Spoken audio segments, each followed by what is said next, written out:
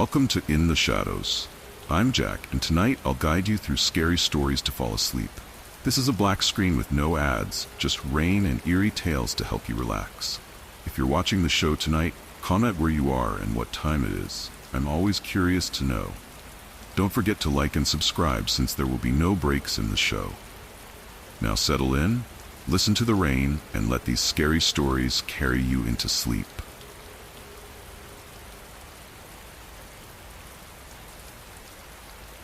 The drive to the campsite was quiet.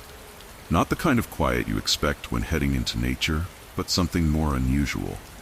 The rain had started a little after noon, and by the time I parked, the drops were slamming against the windshield.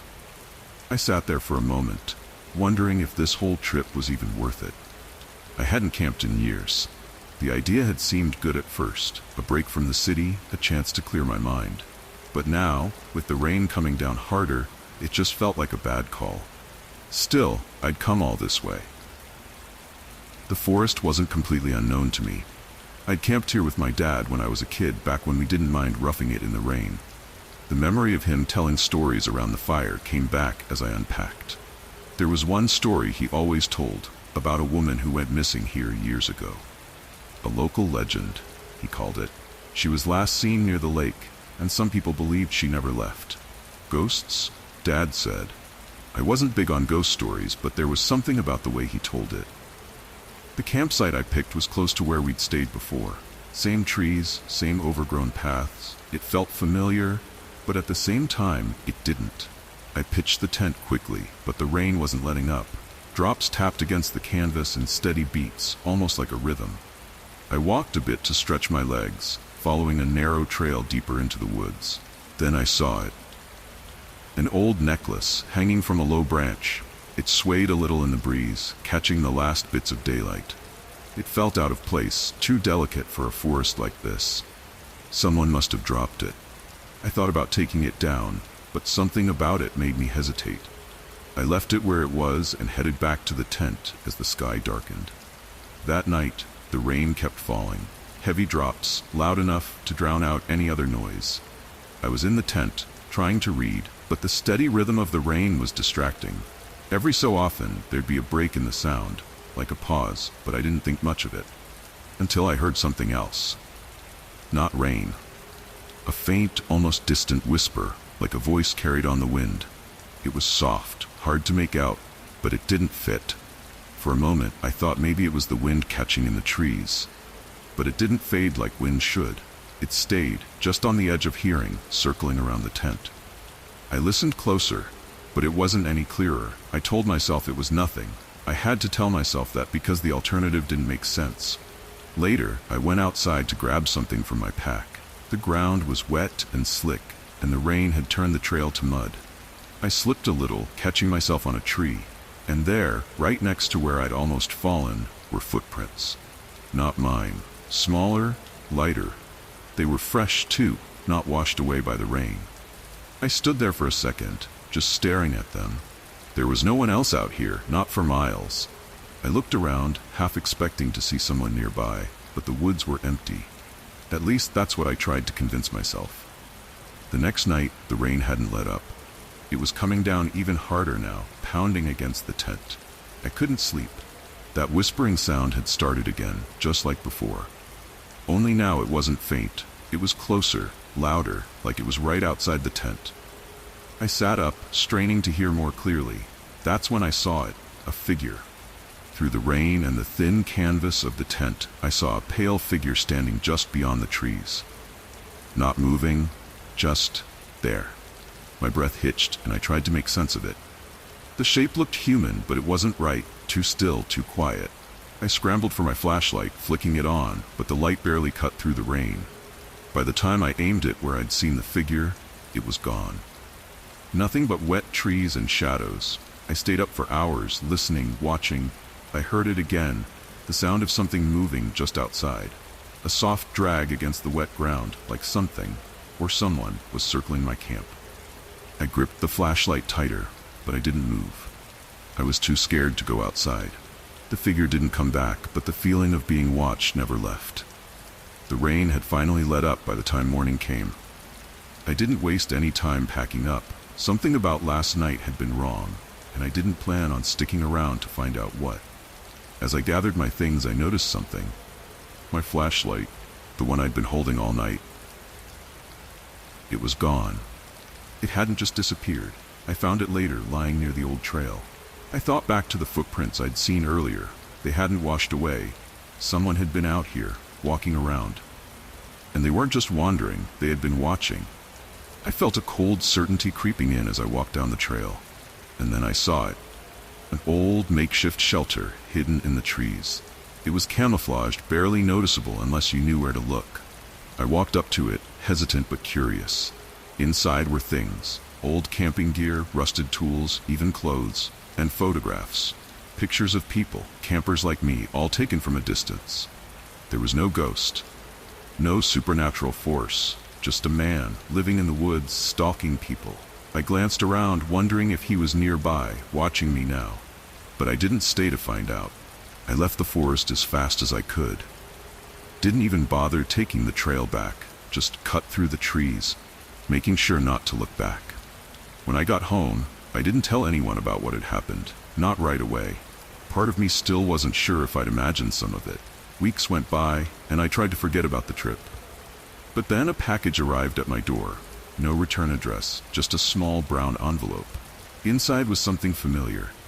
The necklace I'd seen hanging from that tree. There was no note, no explanation. But I knew who had sent it. And that's when it hit me. He was still out there, watching.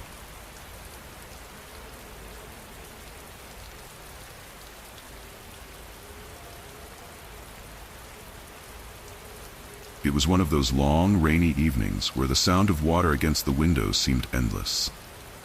I sat by the kitchen table, watching the drops slide down the glass in streams, merging into little rivers. The house felt empty, too large for just me.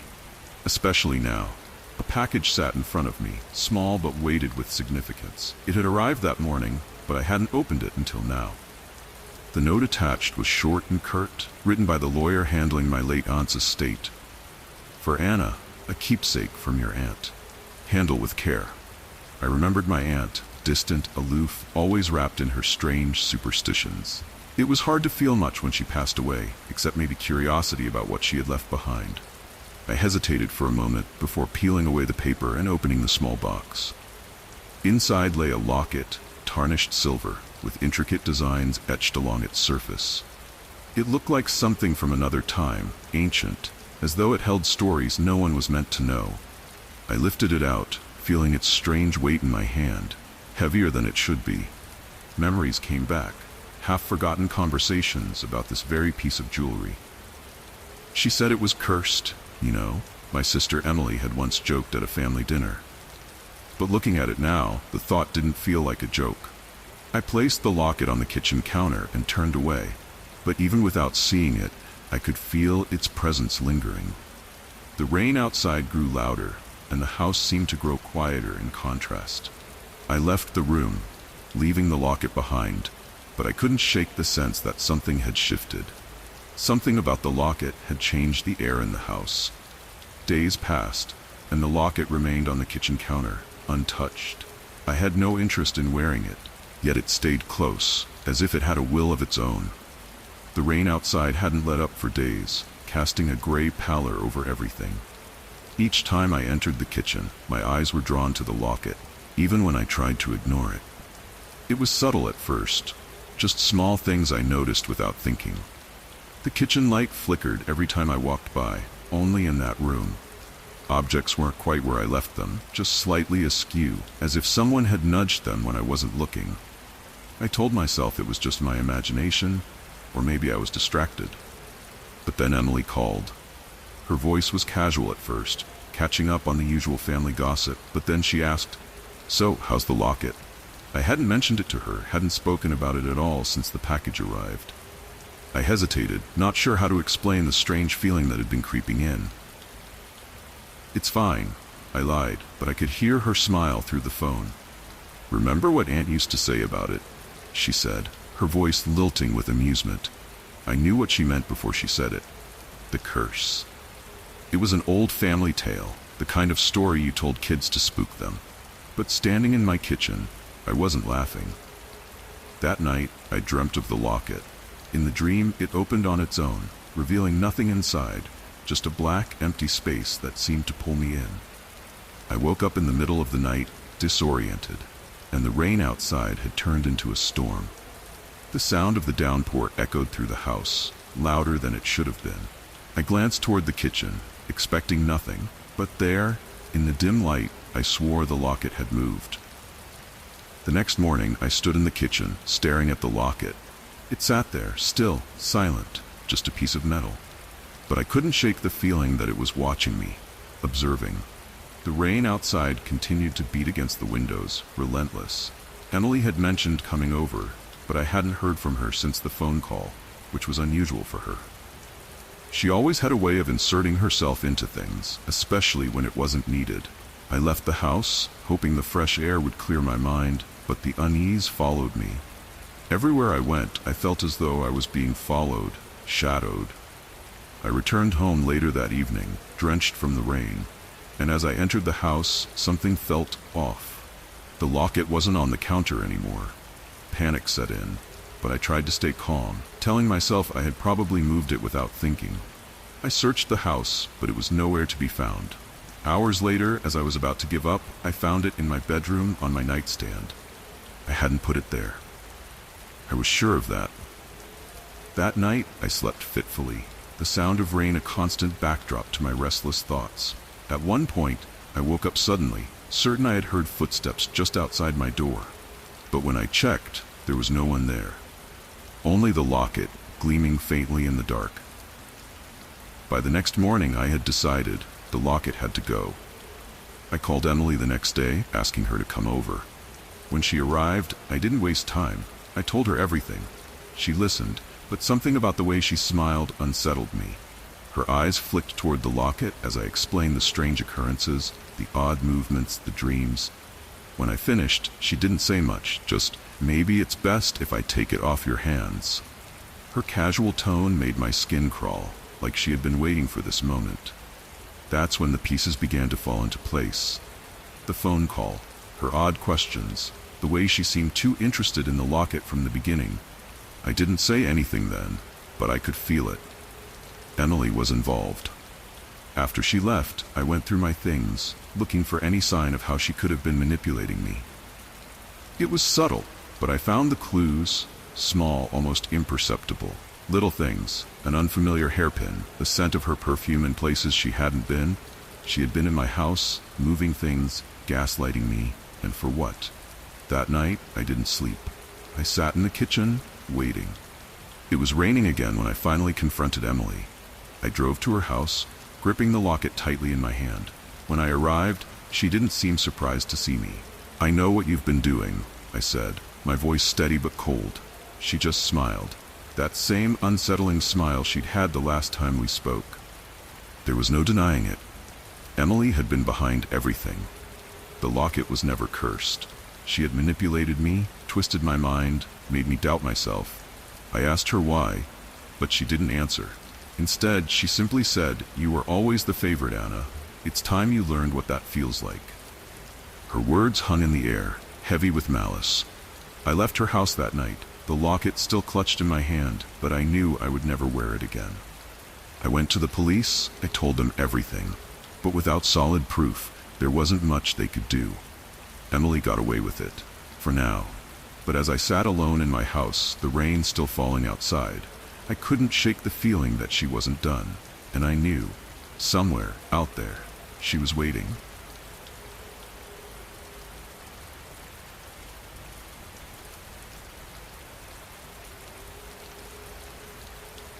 It was a rainy Tuesday evening when I first saw her at the cafe. I had just finished work, exhausted from the day, and I only wanted my usual black coffee to keep me awake for the ride home. The rain drummed softly against the windows, and the place was nearly empty, which was unusual for a spot this popular. As I stood in line, I noticed her in the corner booth. Dark hair, pale skin, wearing a long, tattered coat that looked like it had seen better days. She wasn't looking at her phone, like everyone else, but directly at me. Her eyes didn't leave mine. There was something about the way she stared, like she knew something I didn't. When I got my coffee, I made the mistake of sitting too close to her. I could feel her gaze burning into the side of my face, so I glanced over. That's when she spoke. "You've already sealed your fate," she said softly, almost a whisper, but clear enough that I couldn't pretend I hadn't heard her. I didn't know how to respond. Maybe she was just some weird local, but I hadn't seen her in town before. She kept watching me, her lips barely moving, eyes unblinking. I chuckled, trying to break the tension, and asked, "What does that mean?" No answer. She stood up, left her half-finished cup, and walked out into the rain without another word. I watched her disappear down the street, the rain swallowing her shadow. It wasn't until later that night that her words started looping in my head. "You've already sealed your fate." The rain continued for days after that encounter. I couldn't shake the feeling that something had changed, like her words had somehow triggered something. I tried to ignore it, but little things started happening. Objects in my house seemed to be out of place. Keys moved from where I had left them. Lights flickered, even though the power was fine. At first, I told myself it was just coincidence. Maybe I was just overthinking it. But the strangeness wouldn't stop. One night, while I was trying to fall asleep, I heard a soft whisper coming from the hallway. I got up, thinking the TV was on, but the house was silent. The whispering came again, this time from behind me. I turned, but no one was there. I couldn't tell if it was real or if my mind was playing tricks on me. The next morning, I found strange symbols drawn on the steamed-up bathroom mirror. They hadn't been there before, but they looked oddly familiar. It reminded me of something I'd seen in one of Lisa's old books, back when we were still together. We hadn't spoken in months, not since the breakup, but I remembered how she had been into dark magic as a hobby. I brushed it off, but the idea gnawed at the back of my mind. The rain outside never let up. Neither did the feeling that someone or something was always watching me. By the third week, the hallucinations started. I saw her, the woman from the cafe, in every reflection. In mirrors, in windows, even in puddles on the street. Her face would appear, staring back at me, lips moving as though she was repeating the same cryptic message. "You've already sealed your fate." I couldn't focus at work, couldn't sleep at home. Every time I closed my eyes, I saw her face, heard her voice echoing in my head. I started to believe that maybe she had cursed me. The idea sounded insane, but nothing else made sense. Lisa had always joked about curses, especially when we fought. Had she somehow found out about the woman? Had she put this hex on me as revenge? It felt ridiculous to even think that, but the more I tried to dismiss the idea, the more everything around me unraveled. The headaches came next, sudden and sharp. Food tasted strange, like something bitter had been added to every meal. My body ached, and I couldn't shake the feeling that I was slowly being drained. I couldn't go back to the cafe. I couldn't risk seeing her again, but I was too scared to do anything about it. I thought about calling someone, but who would believe me? I ended up in the hospital after collapsing at work. The doctors ran tests, trying to figure out what was wrong, but they didn't find anything obvious at first. I told them about the headaches, the fatigue, but kept the curse theory to myself. After hours of waiting, they finally came in with results. They had found traces of a toxin in my system, something rare but deadly in small doses. I was shocked. None of this made sense until a nurse mentioned something about poisoning over time. That's when it hit me. Lisa was behind this. The woman in the cafe was a distraction, a misdirection. Lisa had always talked about revenge, always mentioned curses and hexes. But this wasn't magic. It was poison. She had been slowly poisoning me, possibly ever since we reconnected briefly after our breakup. The coffee. The dinner we had weeks ago when she laughed off my complaints about the strange taste. I had been too blind to see it. I reported everything to the authorities, and Lisa was arrested a few days later. They found traces of the poison in her apartment, hidden among her collection of herbs and witchcraft supplies. It was a crime, plain and simple, but she had played on my fears, twisted my mind to make me believe something far worse was happening. She knew exactly how to push my buttons, make me question my own sanity. Even after her arrest, the experience left me shaken. I still hear the woman's voice in my head sometimes, telling me I've sealed my fate. The doctors say it's just trauma, that the hallucinations will fade with time. But part of me wonders if Lisa succeeded in ways I'll never fully understand. The rain hasn't stopped since that day, and every time I look out the window I half expect to see that pale figure standing there watching me, waiting, just like she always had.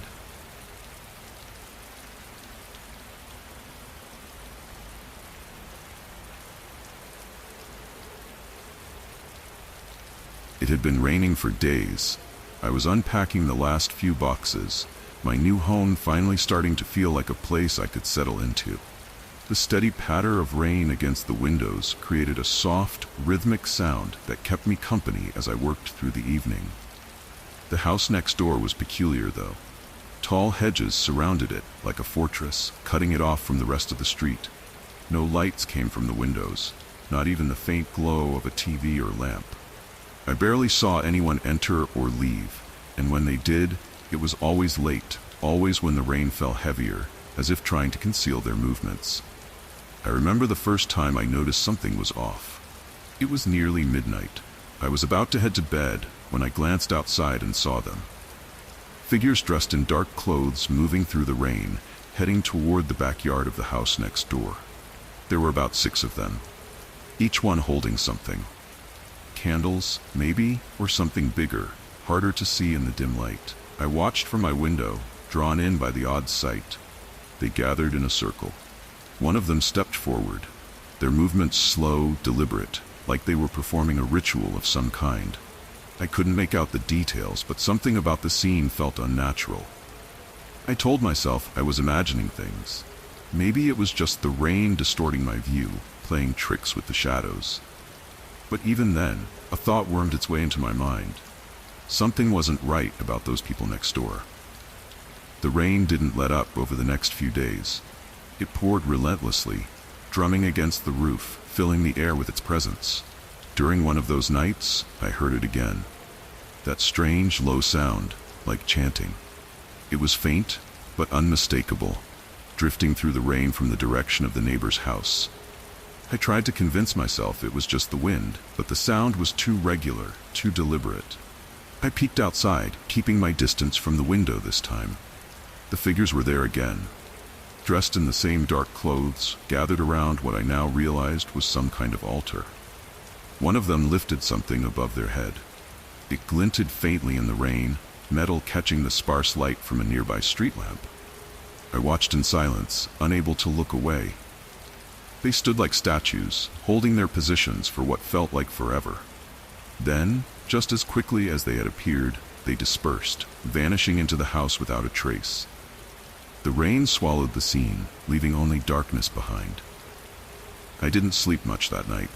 I found myself returning to the window, hoping to catch another glimpse of whatever strange thing was happening next door. But the rain was too thick, and the figures never reappeared. Days passed, but the image of those dark figures stayed with me. It nagged at me, a persistent itch I couldn't scratch. A week later, during another downpour, I decided to do something I hadn't planned on. I needed to know what was happening next door. I waited until late, the rain masking any sounds I might make. I stepped into my backyard, carefully moving closer to the tall hedge that separated my house from theirs. Through a small gap in the leaves, I saw them again. The same group, standing in that eerily perfect circle around the altar. One of them, the tallest, held something large in his hands this time. It looked heavy, and for a brief moment I thought it was a bundle of cloth. But then it moved.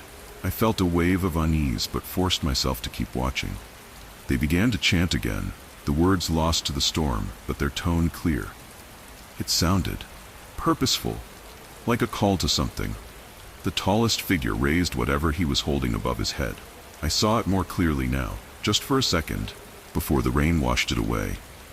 A person, a child, limp and lifeless, cradled in the figure's arms. I stumbled back, trying to stay silent, but my foot hit a branch, snapping it in two. One of the figures turned, his face, hidden beneath a hood, angled toward where I stood. I didn't wait to see if he noticed me. I rushed back to my house, closing the door softly, my heart pounding. I had to know more. The next morning, the rain had eased. I watched from my window, waiting to see if anyone from next door would emerge. Eventually, one of them did, a man I had never seen before. He wasn't dressed in dark robes or carrying anything suspicious. In fact, he looked ordinary, like someone on his way to work. I found myself doubting what I had seen the night before. The more I thought about it, the more uncertain I became. Had it really been a child? Or had I let my imagination run wild? That evening, when the rain returned, I watched again. This time, I paid closer attention. The people who came to the house didn't seem like cult members anymore. They looked more like criminals. I started piecing things together, remembering small details. Packages arriving at odd hours, people whispering in low voices outside. They weren't performing rituals. They were conducting some kind of illegal business, using the rain and darkness as cover. The child I thought I saw? It was probably something else entirely. A delivery, maybe. But whatever it was dangerous. The next day, I made a decision. I contacted the authorities, told them everything I had seen. They listened, took my report seriously, and promised to look into it. A few days later, the house next door was raided. They found evidence of money laundering and a network of criminals using the property as a meeting spot. It wasn't a cult. It was something far more sinister. The thought lingered in my mind long after they were taken away. I still watched the rain, still kept an eye on that house, even though it stood empty now. The feeling that I had been so close to something dangerous stayed with me. Even now, I find myself looking over my shoulder when it rains.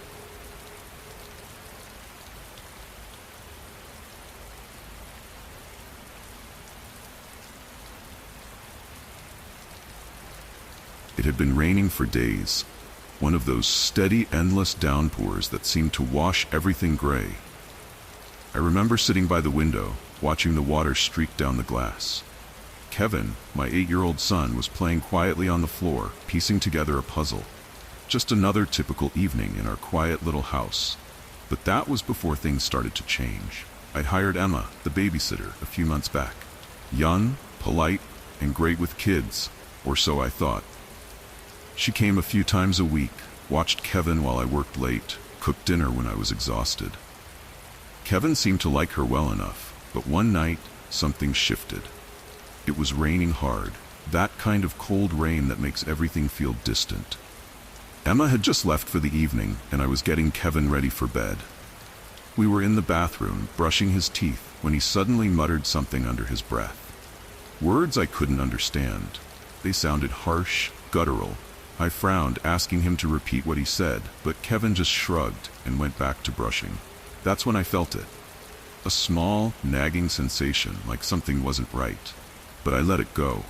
Kids pick up strange things all the time, right? I thought maybe it was something from a TV show or a word he heard at school. Nothing to worry about. Or so I told myself. But it didn't stop there. Over the next few days, Kevin's behavior grew stranger. He started drawing things, dark, jagged lines that crisscrossed over the pages of his notebook. They looked like symbols, though I couldn't make any sense of them.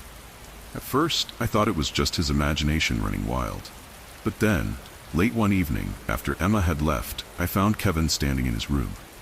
He was facing the wall, his small frame stiff, eyes wide open but seeing nothing. His lips moved slowly, whispering that same strange language. A cold shiver ran through me, but I stayed calm. "'Kay, Kevin," I called out, my voice low. He didn't turn around, just kept whispering, like he couldn't hear me. I reached out, gently touched his shoulder, and he snapped out of it, blinking, confused, as if he didn't know what had just happened. I asked him if he was all right. He nodded, but something was off. He couldn't or wouldn't explain what he was saying. I thought about Emma. Maybe she had been teaching him some weird game, but that didn't make sense. Why would she do that? The uneasy feeling was back, stronger this time. But again, I convinced myself it was just Kevin being Kevin. That night, I couldn't sleep. The rain pounded against the windows, a steady rhythm that seemed to match the growing sense of wrongness in the house. I told myself to stop being ridiculous. But deep down, I knew this was only beginning. It was a Friday evening, and Emma was staying later than usual. I was stuck at work, and by the time I got home, the rain had turned into a torrential storm, the kind of rain that drowns out every other sound. I rushed into the house, shaking off my umbrella, only to find Emma sitting on the couch. Kevin wasn't with her. She smiled, too politely, and said he had gone to bed early. Something about her felt different that night, though I couldn't quite put my finger on it. I thanked her and she left, her smile fading the moment she stepped outside. I went upstairs to check on Kevin. He was in bed, but not asleep. His eyes were wide open, staring blankly at the ceiling, lips moving in that same eerie whisper. That's when I snapped. "Kevin!" I almost shouted, louder than I meant to. His head jerked toward me, and for a moment I didn't recognize him. There was something dark in his gaze, something that didn't belong to an 8-year-old boy. "Emma said it's a secret," he whispered, his voice flat, emotionless. I froze. 1,000 thoughts raced through my mind, but none of them made any sense. What secret? What was she doing to my son? I felt the weight of the rain outside, as if it was pressing down on the house, making everything inside darker. I sat down on the edge of Kevin's bed, trying to keep my voice steady. "What did she tell you, Kevin?" I asked softly. But he didn't answer. He just stared past me, eyes glazed over. I knew something was terribly wrong. I just didn't know how bad it was going to get. The next day, I couldn't shake the feeling that Emma was hiding something. I decided to confront her. It was still raining, the sky a murky gray as I drove to her apartment. When she opened the door, her smile was different. It wasn't the warm, polite smile I'd grown used to. It was cold, almost mocking. I didn't waste time on small talk. "What have you been doing with Kevin?" I asked, trying to keep my voice calm. Her eyes darkened, and for a split second, something shifted in her expression. She stepped aside, letting me in, but I didn't feel any safer inside than I had outside in the storm. I demanded answers, but Emma danced around my questions. Finally, her facade cracked. She told me about her past, about the games she played with children. Twisted games, manipulating them, controlling them. It wasn't about fun, it was about power. My stomach churned as I listened, my mind struggling to comprehend how someone so normal could be so sick.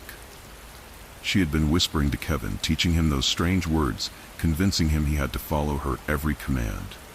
I stood there, numb, realizing how deeply she had gotten inside his head. I left her apartment without saying another word. I knew what I had to do. I went straight to the police. Emma was arrested that night. The investigation revealed that she had a history of manipulating children, though none of the families had pressed charges. Maybe they were too ashamed, too afraid of what people would think, but I couldn't let her get away with it. Kevin had been through enough. It's been a few months now. Kevin's getting better. But sometimes, when the rain comes down hard, I hear him whispering in his sleep, those same strange words, and part of me wonders if Emma left something behind. Not in the supernatural sense, but in the way trauma lingers, like a shadow that never fully disappears. I don't know if we'll ever be free of her. Maybe we'll learn to live with it, but the damage is done. And every time the rain falls, I think of Emma's smile, and I wonder if Kevin will ever be the same again.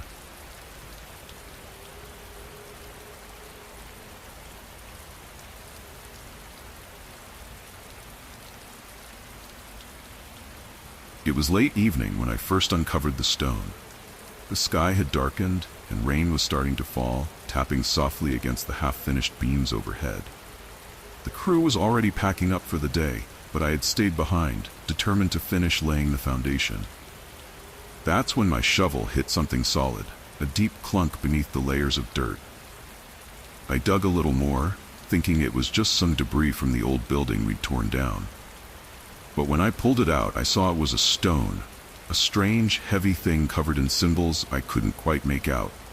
I wiped off the mud, squinting in the dim light.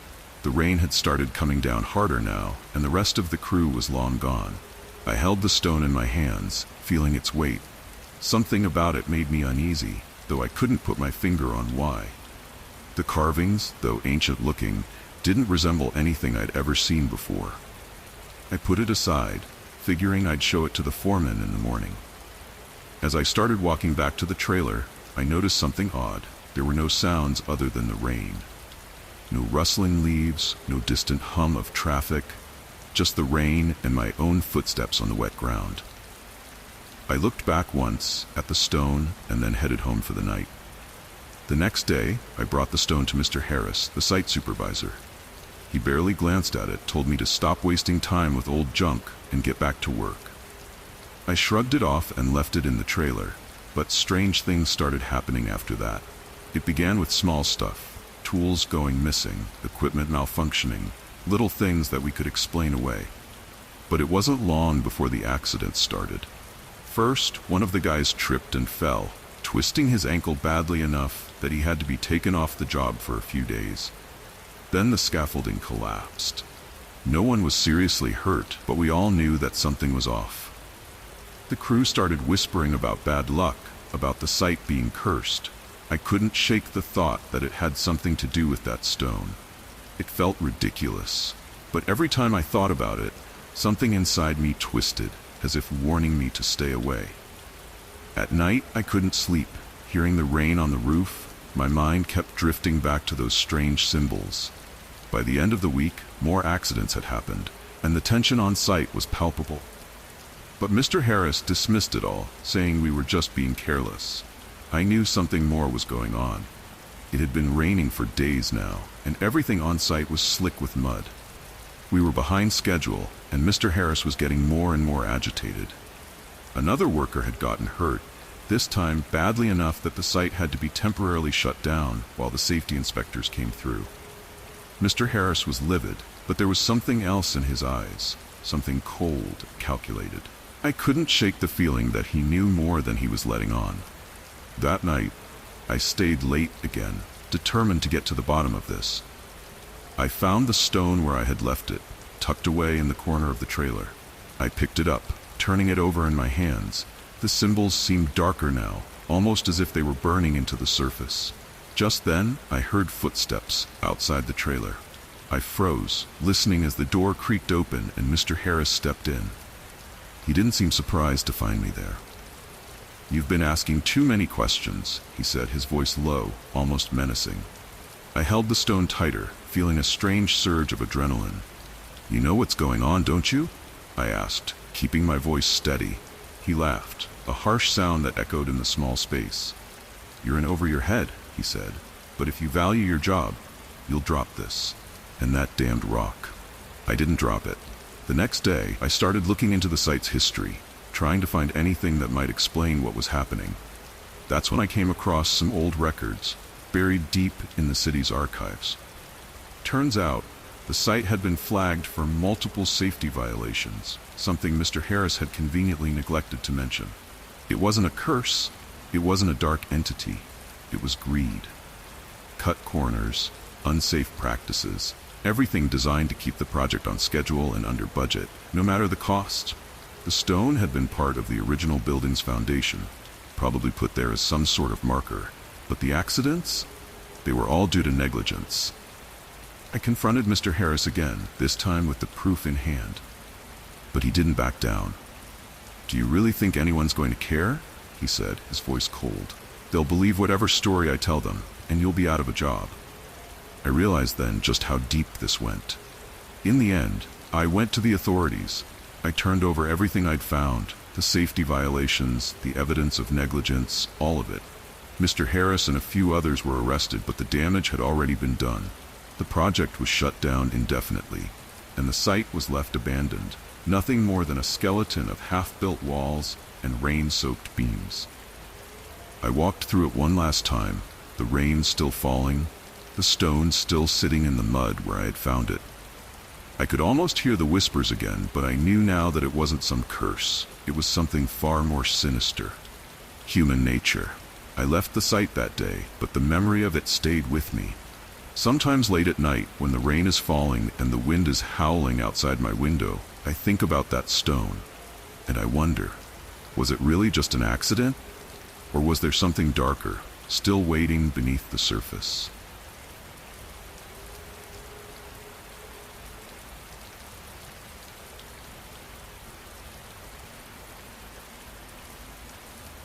The rain started just as we arrived at the trailhead. It was supposed to be a quick weekend getaway, just me, Rob, and Jake. We'd been hiking together for years, but this forest had always been one we avoided. Not because of any real reason, of course. Just a story about the shadows. But Rob wanted to see it for himself, and Jake never passed up a challenge. I figured, why not? I trusted my gut, even if it felt like we shouldn't be there. The rain, though, made the path slick and slow going, and by the time we reached the clearing, the light was already fading. We set up camp near the base of a hill, the trees thick and the ground damp. The forest seemed to close in on us as the rain continued.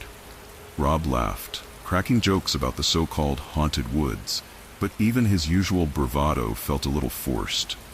Jake was quieter than usual, keeping busy with the fire, though the wet wood made it difficult. As we settled in for the evening, that strange quiet settled with us, like the forest was paying attention. The old campsite we found earlier that day, still fresh with ash in the fire pit, gnawed at the back of my mind. Someone had been here recently, but we hadn't seen a soul all day. Not a hiker. Not even an animal. We all noticed it, but no one said anything. We just let the rain and the crackling fire fill the gaps in conversation. By the time we finished eating, the rain had lightened but didn't stop. The fire struggled, flickering out every now and then as if it didn't belong here. I could see Rob squinting into the trees, like he was looking for something. But when I asked him about it, he shrugged it off. Probably just an animal, he said. But we hadn't heard or seen any animals since we got there. It didn't sit right with me. Jake poked at the fire, keeping his head down, but I knew he felt it too. The evening dragged on. Around dusk, as we sat there in silence, I thought I saw something. Just a quick flicker at the edge of the firelight. I looked over at Rob, who was staring in the same direction. When I asked him if he saw it, he shook his head, but the look on his face said otherwise. Jake laughed, but it wasn't a real laugh, more like the kind you make when you're trying to convince yourself nothing's wrong. We ignored it, let it pass, but then it happened again. A dark shape, just beyond the light, shifting. Rob stood up, saying he needed to check something. He walked into the trees, and I immediately wanted to call him back, but I didn't. Jake and I just sat there, listening, waiting. Minutes passed, more than enough time for him to return. The rain started coming down harder again, dripping through the leaves.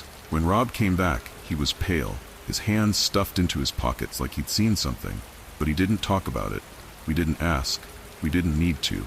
By nightfall, the rain was coming down in sheets. Our tents were set up, but none of us felt like sleeping. It wasn't long before we started hearing the noises again. It wasn't the wind, or the rain. Something deliberate. It sounded like movement, like something being dragged across the ground. We all looked at each other. I knew we weren't imagining it. Rob grabbed his flashlight, muttering something about checking the perimeter. Before he could get up, a loud snap echoed through the trees, followed by a muffled thud. We froze. Jake and I looked at each other, both of us wondering the same thing. Rob stood still, his hand gripping the flashlight like a lifeline. "Stay here," he said. He didn't go far before I heard him shout. It wasn't a scream, just a sharp yell, followed by a curse. Jake and I rushed to him, finding him standing over something. An animal, a deer, caught in a trap.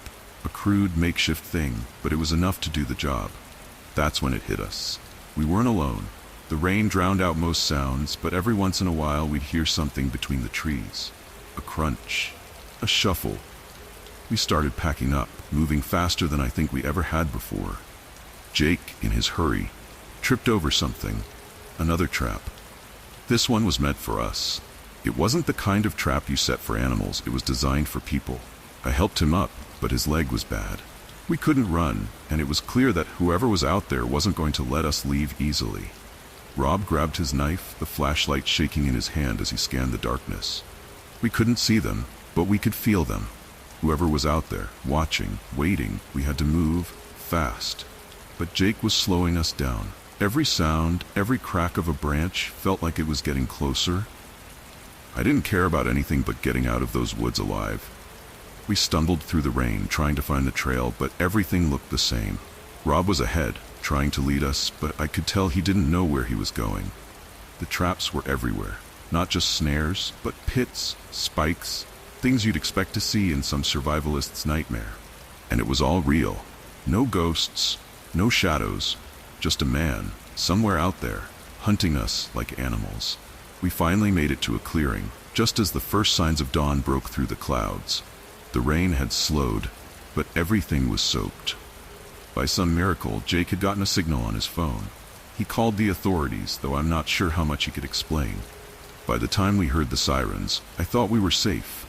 But that feeling, the one that someone was still watching, it never left. Even now, weeks later, back in the comfort of my own home, I still feel it. Maybe we escaped, maybe we got lucky. But part of me wonders if he let us go just so he could do it all over again.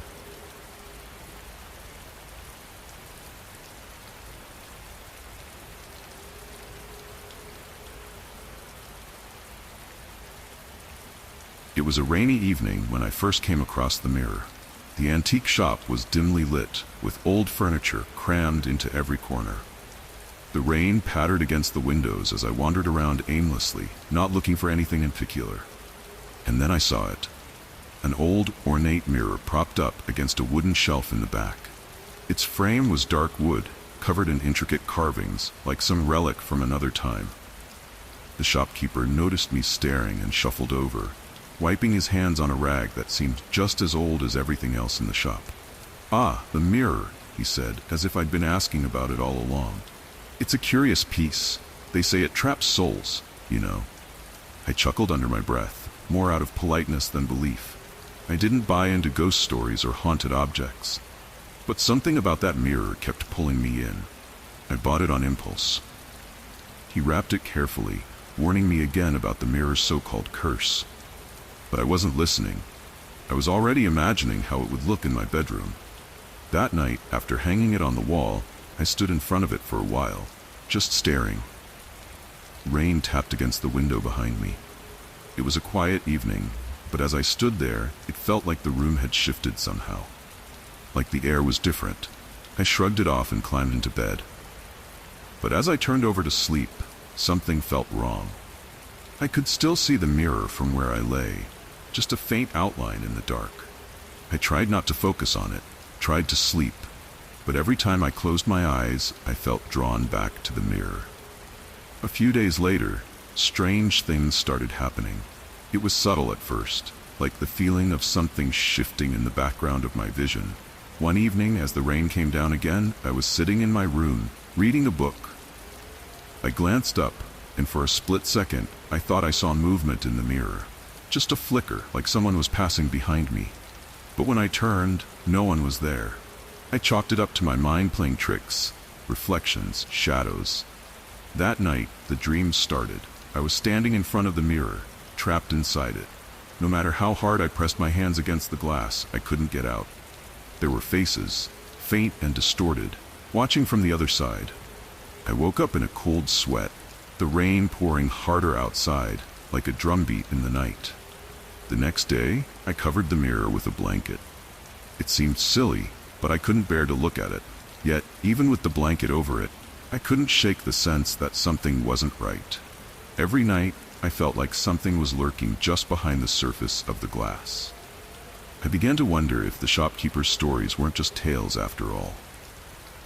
A week passed and things got worse. The rain seemed never-ending, soaking the city in an endless gloom.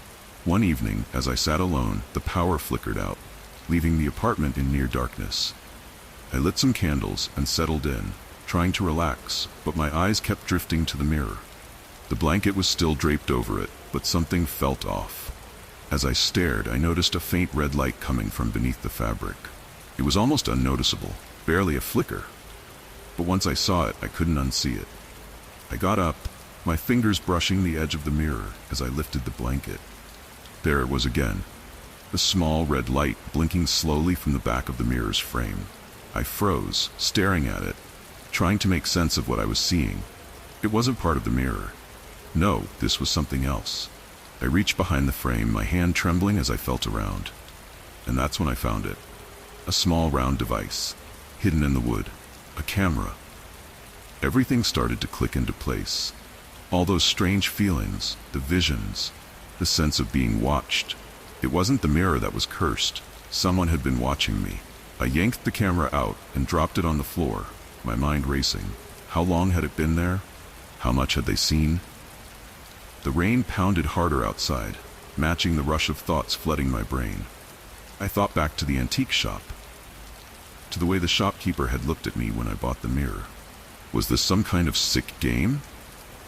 I ran through every moment of the past few weeks, realizing just how much of my life had been on display for someone else. The thought made my skin crawl. This wasn't some haunted object. This was something far worse. Someone had been invading my life, my privacy, watching my every move. I called the police that night. They came to the apartment, took the mirror and the hidden camera. An investigation was opened, and it didn't take long to find out the truth. The antique shop was a front. The owner had been selling mirrors and furniture, rigged with hidden cameras for years. I wasn't the first person to fall victim to his twisted voyeurism. He was arrested, but even after knowing he was behind bars, I couldn't shake the feeling of being watched.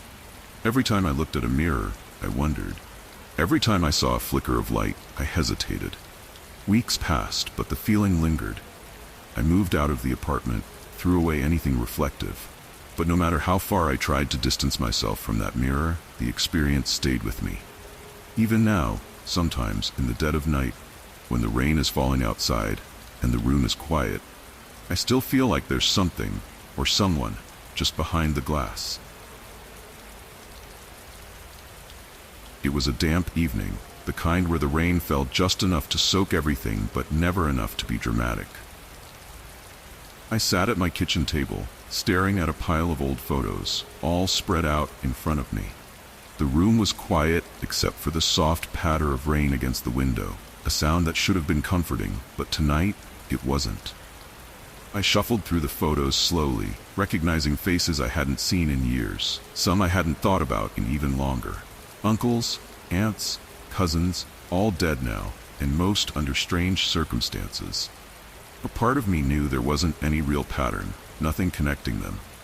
But when you're the last one left, you start to wonder. I picked up a photo of my brother Jake. His death had been the hardest. He was the last to go before me. I traced the outline of his face with my finger, remembering the phone call I got from the hospital. They'd said it was sudden, a heart attack, completely out of the blue. But Jake had always been healthy. It didn't make sense, just like it hadn't made sense when my cousin drowned in his own pool last year, or when my aunt slipped and fell down the stairs, breaking her neck. The deaths were always accidents, always explanations that made sense on the surface. But they were too frequent, too random. I didn't believe in curses. I told myself that over and over again. But then I found the family tree. It was buried in one of my grandmother's old scrapbooks, tucked between pages of wedding photos and yellowing newspaper clippings. Her handwriting was neat, precise, like always, and each name was circled in red ink. All the dead relatives, marked. I stared at it for a long time, longer than I should have, because at the bottom of the page my name was circled too. The rain was heavier now, drumming steadily against the roof, a constant rhythm in the background. I hadn't thought about the family tree in days, but something about tonight pulled me back to it. The idea of being marked had been nagging at the edges of my thoughts, refusing to leave. I stood up, heading to the hallway where I'd hung some family photos. One in particular kept catching my eye. It was always slightly off, crooked, despite the fact I straightened it every single day. Tonight, I noticed it again. Crooked, leaning to the left, just like it had been yesterday and the day before that. I straightened it, of course, but the nagging feeling didn't go away. As I turned to leave, something else caught my eye. A box of my brother's belongings, one I hadn't opened since the hospital sent it to me. It had been sitting in the corner of the hallway, forgotten. Or maybe ignored. I crouched down and opened it. The contents inside still sealed in plastic bags. Clothes, his wallet, a book he'd been reading, and then I found the letter. A letter I hadn't known existed. It was from our great-uncle, a man I barely remembered, but Jake had always been close to him.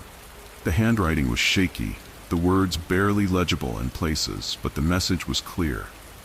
The curse will end with the last of us. Jake must have laughed it off, probably stuck it in his pocket as a joke. But now it wasn't funny. Now it felt like something was watching me. It was night when I finally left the house, the rain coming down in sheets now, making it hard to see more than a few feet ahead. I needed to clear my head, to get away from the photos, the letters, the family tree. Driving had always been my escape, so I got in the car and started down the road, the windshield wipers working overtime. I wasn't thinking clearly. I was just trying to run from the thoughts swirling in my mind. Maybe that's why I didn't notice the other car at first. It came out of nowhere, headlights blinding me for a split second before swerving into my lane. I yanked the wheel to the right, tires screeching against the wet pavement, the car spinning out of control. I crashed into the guardrail, the impact jarring me back into reality. For a moment I just sat there, rain pounding against the roof, my hands still gripping the wheel. I was lucky, I realized that. But the thought that crept into my mind wasn't about the crash or the other car. It was about the curse. Had it been an accident, or was it something more? I thought back to the photo, family tree, the letter. It all seemed connected now, too connected. I shook off the thought, forcing myself to focus on getting home. But the feeling stayed with me, clinging to me like the rain-soaked clothes on my back. By the time I got home, it was past midnight. The rain finally letting up, but the chill in the air remained. I couldn't sleep. I couldn't shake the feeling that something was closing in on me. I went back to the box, back to the letter, and this time, I started digging. I wasn't sure what I was looking for, but I knew I hadn't found it yet. The more I searched, the more I realized how much I didn't know about my family. There were bank records, legal documents, things I didn't understand at first. But slowly the pieces started to fit together. And then I found it. A record of an inheritance, one that had been split after each death. And always, a distant relative named Paul was listed as a beneficiary. Paul. I remembered him now from the funerals, always hanging back, always offering to help with the arrangements. I went through the records again, each one showing Paul gaining more and more after every death. It wasn't a curse, it was him. The realization hit me slowly, sinking in as I pieced it all together. He had been there all along, orchestrating the deaths, making them look like accidents, profiting from everyone. And now, I was next. The next morning, I called the police. I told them everything, handed over the records, explained how Paul had manipulated all of us. They didn't believe me at first, but when they started digging, they found enough to bring him in. Paul didn't deny it. In fact, he seemed almost proud. He had been planning it for years, watching us, waiting for the right moments. Each death had been carefully orchestrated, subtle enough to avoid suspicion, brutal enough to get rid of us one by one. He was arrested, of course, but that didn't change the way I felt. Even now, months later, I can't shake the feeling that something is still watching me. The photos in the hallway, the family tree, the crooked frame, they're all gone now, but the unease remains. Every night, as I sit in my quiet house, I still hear the rain against the window, still think about the family I've lost. And sometimes, just sometimes, I wonder if the curse was real after all.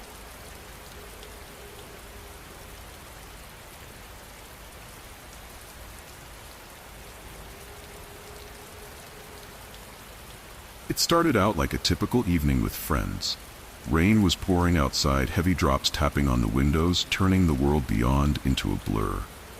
We had decided on a whim to check out the old hospital on the edge of town. It wasn't the kind of place people visited willingly. But we weren't most people. The place had been abandoned for years, standing like a broken monument to something long forgotten. I remember stepping through the rusted gate and hearing the creak that echoed far longer than it should have. My friend Jake laughed, making some joke about it being like the start of every bad horror movie. He wasn't wrong.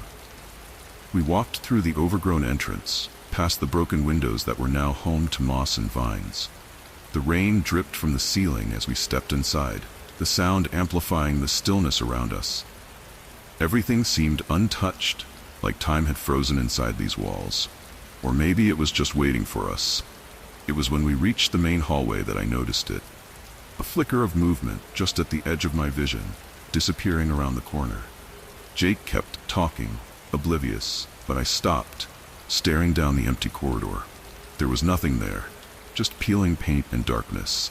We kept walking, my footsteps falling in line with the drip, drip, drip. Something didn't feel right, but I wasn't about to say anything. It was too early for that, but part of me wished we'd turned around. The deeper we went, the more the hospital seemed to change. Walls closed in, the light from our flashlights seemed to fade faster than it should. Jake and the others kept making jokes, but I could tell they were forcing it. We were all thinking the same thing, even if no one said it. We reached what looked like an old patient ward. Rows of rusted beds lined up like skeletons in a graveyard. I saw something out of place, a bed with its restraints still buckled, like someone had left in a hurry, or hadn't left at all. Then there was a sound, faint at first, like a whisper carried on the air, but it was there. It came from behind one of the doors, the one marked intensive care. None of us wanted to be the one to open it, but Jake, ever the brave one, walked up and pushed it open with a creak. Nothing. Just an empty room, old equipment scattered around like forgotten toys. But the sound persisted, faint whispers, just beyond our reach, like someone was watching us. We laughed it off. But as we moved further, I couldn't shake the feeling that we weren't alone. Something was wrong, and I had a feeling we weren't about to find out the easy way. We found ourselves standing in front of a locked door. It wasn't on any map of the hospital, at least not one we had seen. Jake tried to push it open, but it wouldn't budge. It was then that the sound started again. Louder this time, more distinct. Footsteps echoed from somewhere deeper inside. A door slammed somewhere, but none of us knew which one. It was impossible to tell where it came from. Then the whispers returned, but now they were all around us. The lights from our flashlights began to flicker. And for the first time, Jake wasn't laughing anymore. We stood frozen, listening, trying to figure out where it was coming from. But the hospital had too many places to hide. Then something hit the wall next to me. A loud bang, like something heavy being thrown. We spun around but saw nothing.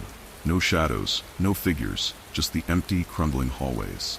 Jake cursed under his breath. We decided to leave, but as we turned, we heard it. A scream. Loud, sharp, piercing the silence like a knife. It came from the direction we had just come from. And I knew in that moment we weren't going back the way we came. We ran, through the hallways, through the doors, but every path seemed wrong. It felt like the hospital was shifting around us. Or maybe it was just panic setting in. But then, as we rounded the corner, we saw them. Two figures, standing just inside one of the rooms, their backs to us. They were moving, but their movements were strange, deliberate, rehearsed. Jake called out, but they didn't react. Instead, they continued with whatever it was they were doing, oblivious to our presence. We moved closer, curiosity overtaking fear for a moment. It was then we saw the setup: speakers, mirrors, hidden behind the old hospital beds, rigged to create shadows and sounds. This wasn't a haunting, it was a trap. The figures turned toward us, their faces covered in masks. They weren't ghosts, they were squatters, using the hospital to hide, using fear to keep others out. We realized too late that we had walked right into their territory, and they weren't about to let us leave. We barely made it out. The rain was coming down even harder now, washing away the dirt and blood from our clothes. We called the police, told them everything we saw, but it wasn't until they arrived that we realized how lucky we had been. The squatters had been running drugs, using the hospital as a front, and we had gotten too close to finding out the truth. They arrested the squatters, but the damage was already done. Jake and I didn't talk much after that night. Something about the whole experience changed us. We weren't the same people who had walked into that hospital. Even now, months later, I still think about that place. I still hear the whisper sometimes late at night when the rain taps against the windows. Part of me knows it was just a trick, just an illusion. But part of me can't forget what we saw. And sometimes when I close my eyes, I see them again. The shadows in the hallway, the figures watching us. And I wonder, what if we hadn't made it out?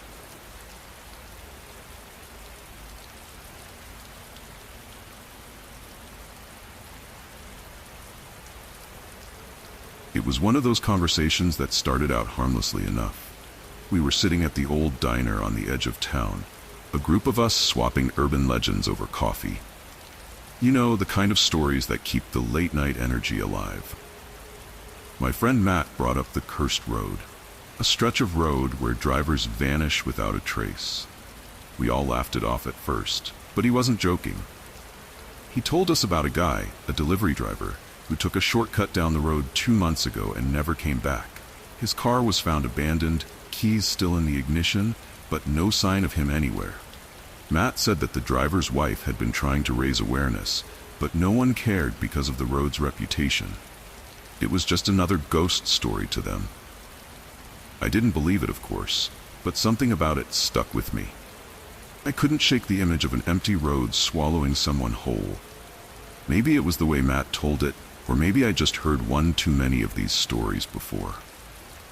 Either way, I started thinking about it more than I wanted to. That night, driving home in the rain, the idea kept nagging at me. What if there was something to it? What if it wasn't just a legend? The rain blurred the windshield as I turned onto my street, and the idea was still there, lurking in the back of my mind. Maybe I'd drive down the road myself and see what all the fuss was about. After all, what harm could it do? A few days later, curiosity got the better of me. It was just past dusk, and the rain had started again. I pulled my car up to the entrance of the cursed road, the asphalt slick and shining under my headlights. The place looked ordinary enough, just another narrow country road cutting through the trees. I turned onto it, telling myself I was being ridiculous, that there was nothing out here but old legends and forgotten rumors. But as I drove deeper into the stretch, a strange feeling settled over me. The road was narrow, with thick trees on either side, their branches bending toward each other like they were closing in. There were no houses, no streetlights, just my car and the endless black ahead. The rain was coming down harder now, thudding against the roof in a steady rhythm. And then, out of nowhere, I noticed something. My car's headlights were reflecting off something up ahead, something metallic and shiny. I slowed down, squinting through the rain, and saw it. A car, parked just off the side of the road. No lights on, no movement. It looked abandoned. I pulled over, curiosity gnawing at me. I wanted to get out, to check it out, but a part of me held back. Maybe this was a bad idea after all. Maybe I should just turn around and leave, forget I ever came here. But I didn't. Instead, I kept driving, my car creeping forward through the rain. The next few nights were restless. The road stuck with me, and I couldn't get that abandoned car out of my head. Why was it there? Why hadn't anyone come to move it? I told myself it was probably just some car that had broken down and been left behind, but that didn't explain the nagging feeling that something was wrong. So one evening, after a long day at work, I decided to go back. It was raining again, of course, like the weather had a personal vendetta against me.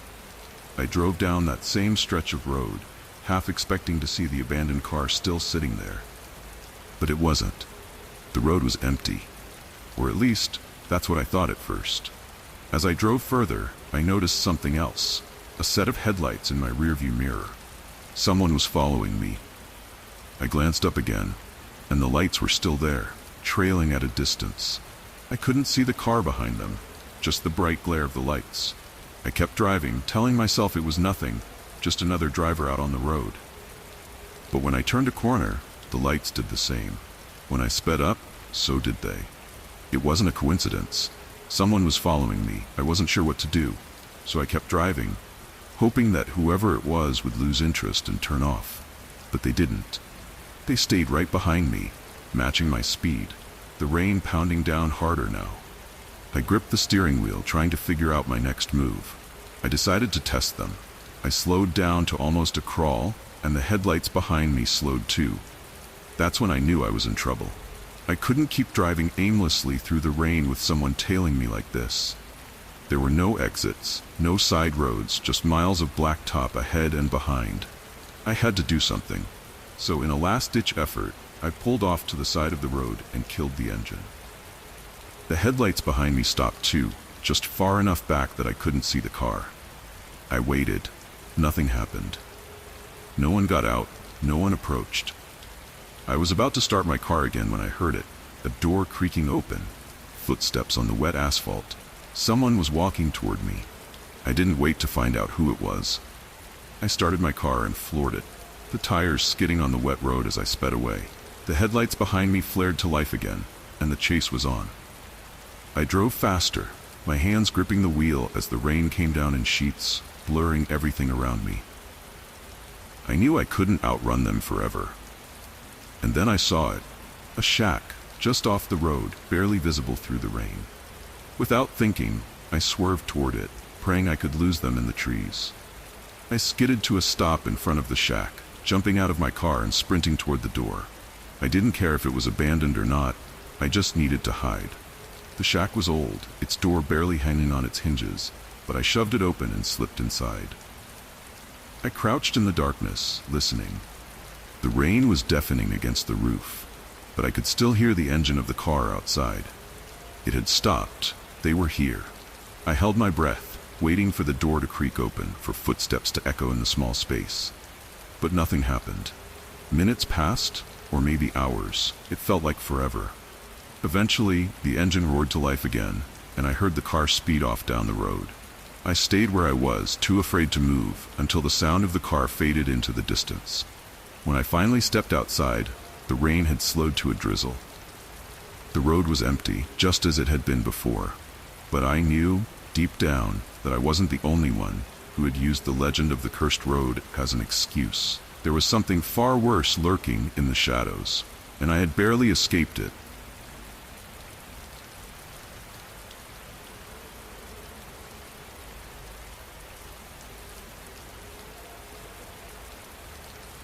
The rain began late that evening, tapping softly against the windows. I watched from my porch as the streetlights flickered through the downpour. It was quiet, too quiet for a Saturday night. The kind of quiet that made you notice the little things, like the fact that Sarah hadn't come home. Sarah lived a few doors down, always the first to get home from her shift at the grocery store. But tonight, her house sat in darkness. Not unusual at first glance, maybe she was out with friends or visiting family. But something nagged at me, something I couldn't quite put my finger on. People in small towns like ours didn't just disappear. Still, life carried on as usual the next morning. Nobody seemed to notice that Sarah's car was still parked in the driveway untouched. Days passed, and the rain kept falling, drenching the streets, filling the air with an uncomfortable dampness. It was then that the whispers started. Talk of how she might have just skipped town, leaving everything behind, didn't sit right with me. I'd known Sarah for years. She wasn't the type to vanish without a word. One evening, after another fruitless day of waiting for any news, I took a walk past her house.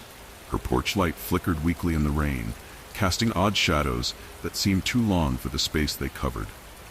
The next morning, her house was completely dark. Another disappearance. This time, it was an older man from the other side of town, one I didn't know as well. But two vanishings in such a short time. It felt wrong. The rain had picked up again, drumming against the roof as I sat in my living room, trying to ignore the creeping thoughts in my head.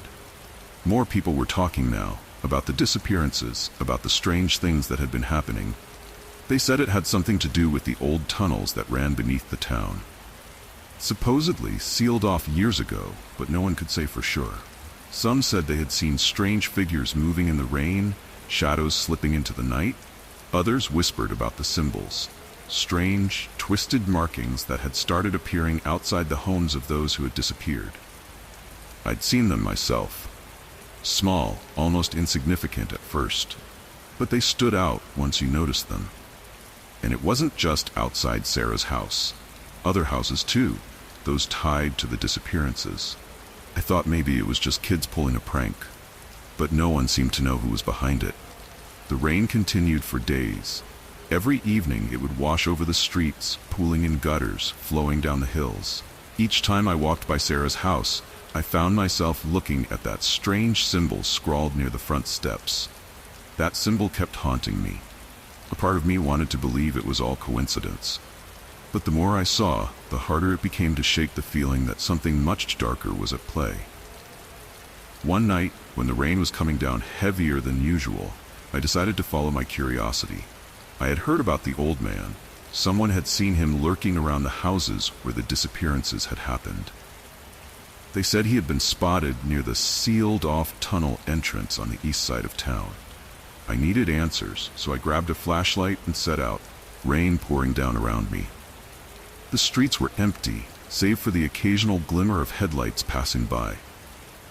As I reached the tunnel entrance, I saw a figure disappearing into the shadows just beyond the old gate. I hesitated for a moment, but something urged me forward. The gate was rusted shut, but there was a gap where the metal had corroded over the years. I slipped through, my heart pounding in my chest, my flashlight cutting through the thick darkness. The tunnel smelled damp, like earth and rot, the sound of water dripping echoing through the narrow passage.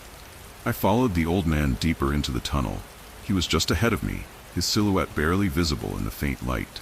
But then, he vanished around a corner, and I was left alone in the suffocating blackness. When I finally caught up to him, he was standing by a small alcove hidden behind a pile of debris. He turned to face me, his eyes wide, filled with fear. "I didn't do it," he whispered, "but I know what they're doing down here." I pressed him for answers, but he only shook his head, muttering about the tunnels and how they used them. That's when I noticed the passage leading deeper into the underground labyrinth. I could hear faint voices, muffled by the layers of rock and soil above us. It clicked then, the pieces falling into place, the disappearances, the symbols, the old tunnels. It was all connected, but not in the way the townspeople had believed. It wasn't magic or curses. It was something much more sinister. Human trafficking. They were using the tunnels to transport people in and out of town without anyone noticing. The old man had been watching them for weeks, too afraid to come forward. His daughter had been one of the first to disappear, and he had been tracking the criminals ever since. The next day, I went to the police, but not everyone was as willing to listen. There were whispers that some of the local authorities were involved. I didn't want to believe it, but the evidence was there, staring me in the face. The rain hadn't let up. It poured down as if trying to wash away the town's secrets. They found the tunnels, of course, but by then, most of the criminals had slipped away, leaving nothing behind but the fear that they would return. Weeks passed, but the unease lingered. Even after they sealed off the tunnels for good, I couldn't shake the feeling that I was still being watched. The town seemed quieter now, emptier. Some nights when the rain falls, I swear I can still hear the faint sound of footsteps beneath the ground. And I wonder, who's next?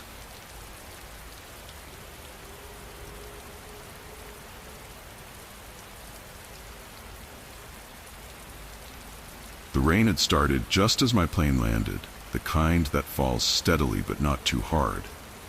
It drummed against the taxi's windshield as we drove through the small town, my fingers tracing the outline of the hotel address written on my phone.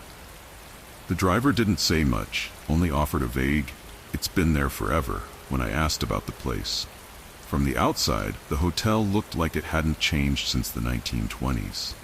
Dim lights flickered behind the old wrought iron gates, casting long, twisted shadows over the front steps. I glanced up at the sign above the door. It was barely legible, letters worn and chipped, but I could make out the word historic. The lobby inside was eerily quiet, the kind of stillness that made you think twice about staying. A woman behind the front desk didn't even look up as I approached. "Reservation?"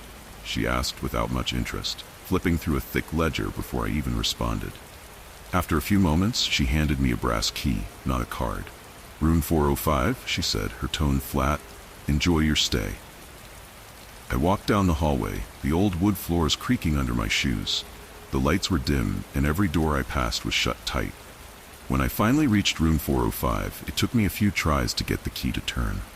Once inside, the room was surprisingly spacious, but cold, like it hadn't been lived in for a long time. I tossed my bag onto the bed and noticed a faint smell.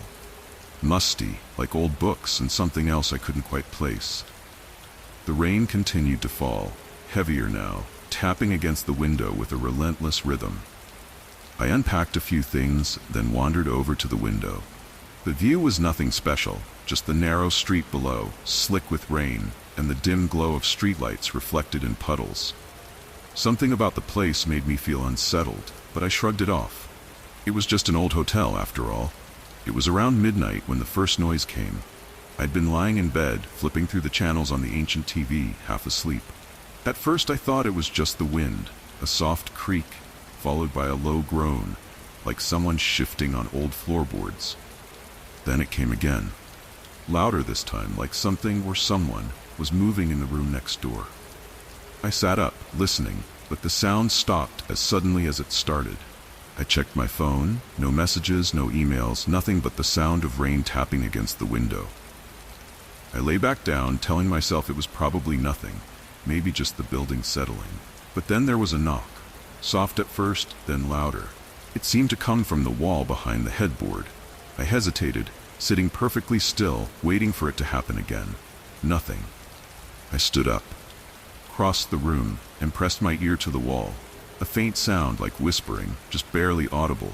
I knocked back out of some weird instinct. Nothing responded.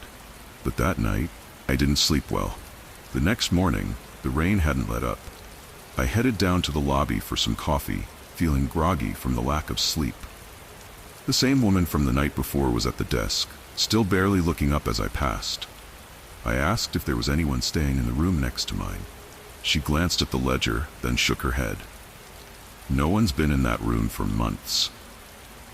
The words sent a chill through me. I didn't push it though, just grabbed my coffee and headed back upstairs. By the time I got to my floor, the hallway was silent again, almost unnervingly so. I was just about to head back into my room when I noticed something. The door to the room next to mine was open, just a crack. Curiosity got the better of me. I pushed the door open a little more, just enough to peek inside. The room was dark, the curtains drawn tight against the windows, but there was something off about it.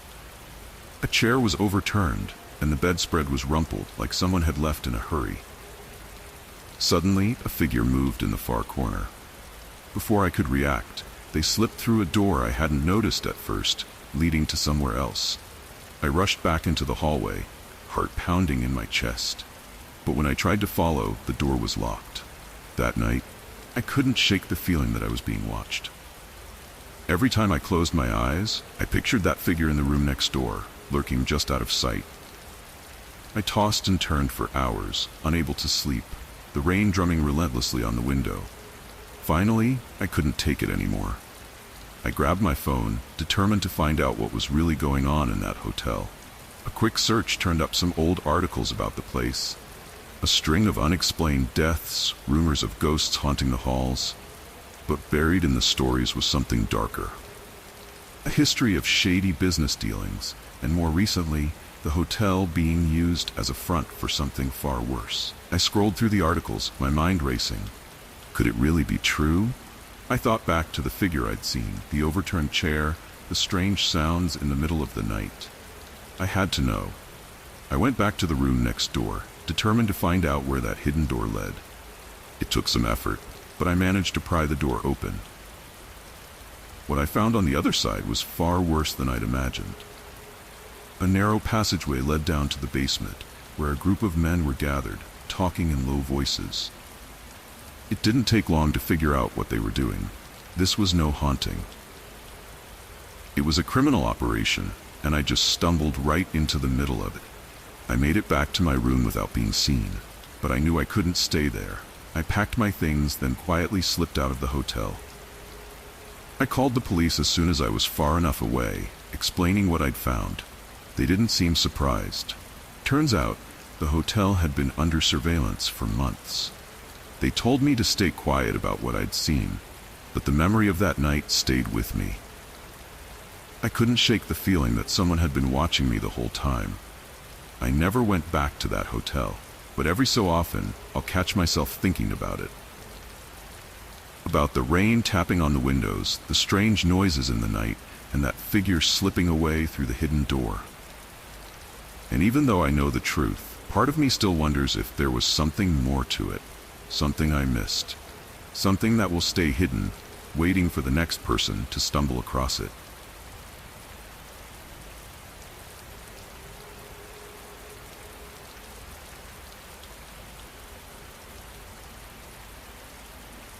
It had been raining for days. Every evening, the downpour would start right as the sun dipped below the horizon, leaving everything in a state of soggy twilight.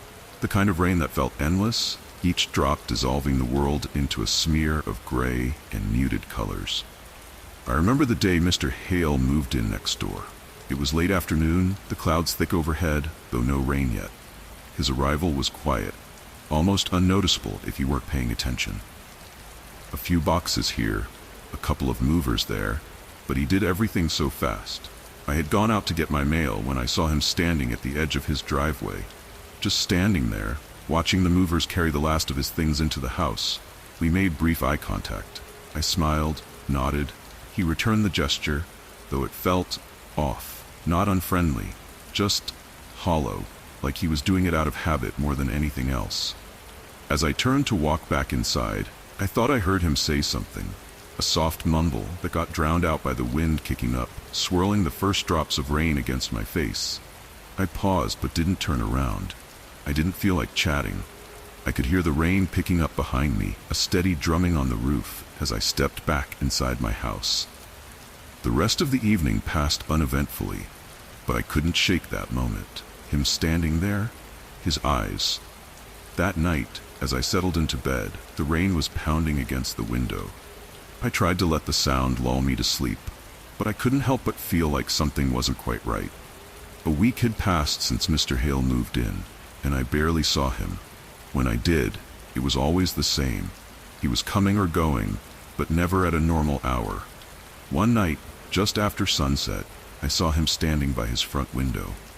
The rain had started again, heavier this time, with the sky lit up by flashes of distant lightning. He wasn't doing anything, just standing there, staring out into the street. It wasn't until I looked again later that I noticed he was still there, in the exact same spot. I stood by my window for a few minutes, waiting for him to move, but he never did. I closed the curtains and tried to ignore it, but that eerie stillness stayed with me. Another evening, I saw him in his driveway, carrying a large box from his car. It was wrapped in plastic, which seemed strange, but maybe he didn't want it to get soaked in the rain. What really got me was the way he carried it, like it was heavy, too heavy for someone his size to manage alone. He struggled, almost dropped it once, but no sound escaped him. No curse, no grunt of effort, nothing. Just silence as he wrestled it inside. I thought about offering to help, but something held me back. It was a Friday night. The rain was especially loud, rattling against the windows. I was sitting on the couch, flipping through a book, when I heard a noise outside. At first, I thought it was the wind, maybe a branch scraping against the house. But then it happened again. I glanced towards the front door. It was slightly ajar. I was sure I'd locked it. Positive, actually. I walked over, slowly pushing it open and peering out into the rain-soaked night. Nothing, just the sound of the rain splattering against the porch. But as I stepped back inside, I couldn't shake the feeling that someone had been there, watching me. The next day, I saw Mr. Hale again. He was in his driveway, this time talking on his phone, or at least that's what it looked like. But when I walked past, I couldn't hear anything. His lips were moving, but no sound came out. That night, something inside me snapped. I needed answers. I marched over to his house, knocked hard on the door, the rain soaking through my jacket as I stood there. He answered with that same hollow smile, but before he could say anything, I pushed my way inside. His house was almost empty. Boxes were stacked in the corners, most of them still sealed, like he hadn't bothered unpacking. On the dining table were papers. I couldn't help but glance at them. Driver's licenses, credit cards, all with different names, but the same face. His face. My breath caught. I asked him what this was about, but his response was just a blank stare. He didn't even try to deny it, just stood there, silent, watching me. The truth clicked into place. He wasn't some spirit or creature. He was a criminal, an identity thief, using different names, different lives to hide in plain sight. I backed out of the house, suddenly aware of the danger I was in. I ran back to my own home, locking the door behind me. I called the police, but by the time they arrived, he was gone. Weeks passed.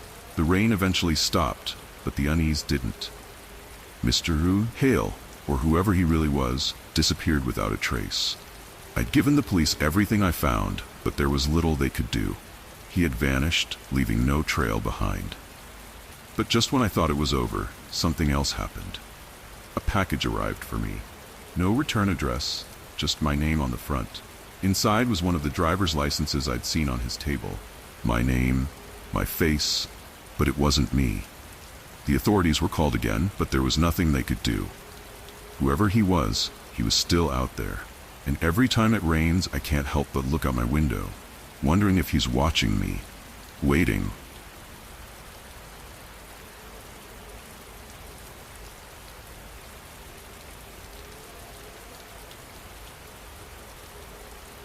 It was the first day of October, and rain was drizzling against the classroom windows as I shuffled through the stack of new assignments. The lights above flickered, casting long shadows across the desks. That's when I noticed her sitting at the back, head down, hands folded neatly on the desk like she was waiting for something. Lily. She was small for her age, pale, almost too pale, like she hadn't seen sunlight in years. Her eyes, those dark, expressionless eyes, stared straight through me whenever I called on her, making me lose my train of thought mid-sentence. She rarely spoke, and when she did, it was in a soft, almost whispery voice that sent the other kids into uncomfortable silence. I remember asking her about her family one day, just casual chit-chat before the lesson. She smiled, but it wasn't the kind of smile you see in children. It was too knowing, too old. And then she said something strange. They see everything. They know you're watching. I laughed it off, tried to move on with the lesson, but the words stuck to me like damp clothes after a rainstorm. That night, as I sat at my desk grading papers, the rain grew heavier outside. The streetlights flickered, casting fleeting shadows across the room. I thought about Lily again, her quiet voice still hanging in the back of my mind. Who was she talking about? What did she mean by, "They know you're watching"? It was just a child's nonsense, I told myself. But there was something off, something I couldn't shake. The next morning, I arrived at school early. The rain hadn't let up. In fact, it was pouring. I walked past Lily's desk and saw something strange tucked under her chair. A small piece of paper. I bent down, picked it up. It was folded carefully, almost too neatly for a child. Inside, just one word. Written over and over in small, cramped letters. Soon. Over the next few weeks, the rain became a constant companion, tapping against the windows during class, drumming on the roof when I stayed late to catch up on work. And Lily, well, she became more unsettling by the day. She always seemed to be in the wrong place at the wrong time, standing just out of sight when something strange happened. Once, during recess, a boy fell off the swing set. Broke his arm badly. I was running to help when I saw Lily standing at the edge of the playground, staring at the boy before he even hit the ground. It was as if she knew it was going to happen. She didn't move, didn't flinch, just stared. I spoke to the principal about her later that day, asked if he'd noticed anything unusual about her. He laughed it off, said she was just a shy kid from a rough home, but I could tell he didn't believe me. The rain hadn't stopped. In fact, it seemed to grow heavier every day, as if the sky itself was weighed down by something. One afternoon, after all the students had gone home, I stayed behind to organize my desk. The rain pounded against the windows, almost drowning out every other sound. I didn't hear the door open behind me, but I felt it. When I turned around, there she was, standing in the doorway, dripping wet from the rain, her eyes locked onto mine. "I didn't hear you come in, Lily," I said, trying to keep my voice steady. She didn't answer. Instead, she walked slowly toward my desk, her footsteps soft on the old wooden floor. She placed a small, soggy piece of paper on my desk, and then, without a word, she turned and walked out. I watched her disappear into the hallway before picking up the paper. It was just like the one I found under her desk weeks ago. Folded carefully, the same word repeated over and over. Soon. The rain had turned into a full-blown storm by the time I made it home that night. Thunder rumbling in the distance, lightning flashing in the dark sky. I couldn't stop thinking about Lily, her strange behavior, the paper, her knowing eyes. It gnawed at me, driving me to search for answers. I spent hours online, reading about cases of children with strange abilities, kids who claimed to know things, see things. It was all too much, too bizarre, yet somehow it felt right. I called the principal the next morning, asked if I could meet with Lily's parents. When they arrived, the rain was still coming down hard, and the dim lighting in my classroom made the atmosphere feel even heavier. Her father, a tall, imposing man with a cold stare, said little, only nodding occasionally when I asked questions. Her mother, she barely spoke above a whisper, her eyes darting nervously toward her husband whenever she did. I tried to express my concerns, gently, cautiously, but the tension in the room was thick, and I could feel the father's anger rising beneath his calm exterior. "I think Lily needs help," I said, keeping my voice even, though inside I was unraveling. The father's lips tightened into a thin line, and he stood abruptly, signaling the end of our conversation. As they left, Lily glanced back at me. Her eyes seemed to glow in the dim light, as if she knew something I didn't. Soon. I couldn't get that meeting out of my head. It stayed with me, gnawing at the edges of my thoughts, especially during the nights when the storm seemed endless. The pieces weren't fitting together, and I knew I had to do something. I called Child Protective Services, telling them about Lily's behavior. Her parents, the bruises I'd seen on her arms. I waited days for a response, the rain never letting up, making everything feel suffocating. Then one evening, just after dark, my phone rang. It was an investigator. They had visited the home, interviewed Lily. It was worse than I had imagined. The bruises weren't from some supernatural force or curse, they were the marks of abuse. Her father had been hurting her for years. Her mother, too, terrified to speak out. The eerie, detached behavior, the strange comments, it all made sense now. It was her way of coping, of surviving. There were no dark forces, no supernatural powers, only pain and fear. Lily was removed from her home, taken into protective custody. The authorities stepped in, her father was arrested, her mother placed under investigation. The school was shaken, but life moved on. Except for me. I kept thinking about those weeks, how I had let my own imagination, my own fear of the unknown, blind me to the real horror right in front of me. Even after Lily was gone, her words lingered. "They know you're watching." What had she meant? Was it a cry for help? Or something else entirely? I don't know. I'm not sure I ever will. The rain has finally stopped now, but sometimes late at night when I'm alone, I think I can still hear it, tapping softly on the window as if reminding me of everything I failed to see.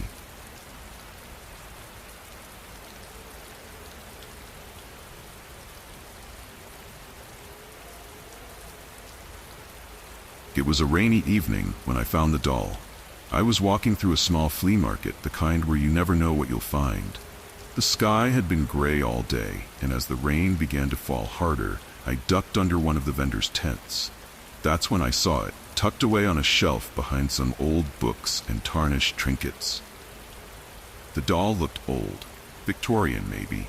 Its face was porcelain, cracked in places, with pale blue eyes that seemed to follow me as I moved. I wasn't planning on buying anything, but something about the doll caught my attention. It felt strange, almost like it had been waiting for someone to take it home. The vendor told me it had belonged to an old woman who'd passed away a few months ago. She didn't have any family, and her belongings were sold off bit by bit. I hesitated, but then I decided it would look nice in my living room, with the rest of my vintage collection. I paid for it and wrapped it in an old scarf to protect it from the rain. As I walked home, I couldn't shake the feeling that I'd just made a mistake. The rain was coming down harder by the time I reached my house. I placed the doll on a shelf, right next to an old mirror. It fit perfectly with the other antiques I'd collected over the years. But even then, something felt off about it. That night, as the rain tapped against my windows, I thought I heard a faint creaking sound coming from the living room. I told myself it was nothing, just the house settling in the storm. But deep down, I couldn't stop thinking about the doll. Over the next few days, small things started happening. At first, they were so subtle I barely noticed. A picture frame was slightly tilted. A book I'd left on the coffee table was on the floor the next morning. Each time, I tried to explain it away. Maybe I'd knocked the book over without realizing. Maybe the picture had been like that for days and I just hadn't noticed. But then it started getting worse. One night, I came home from work and found the doll sitting on the floor, facing the hallway. I hadn't touched it since the day I brought it home.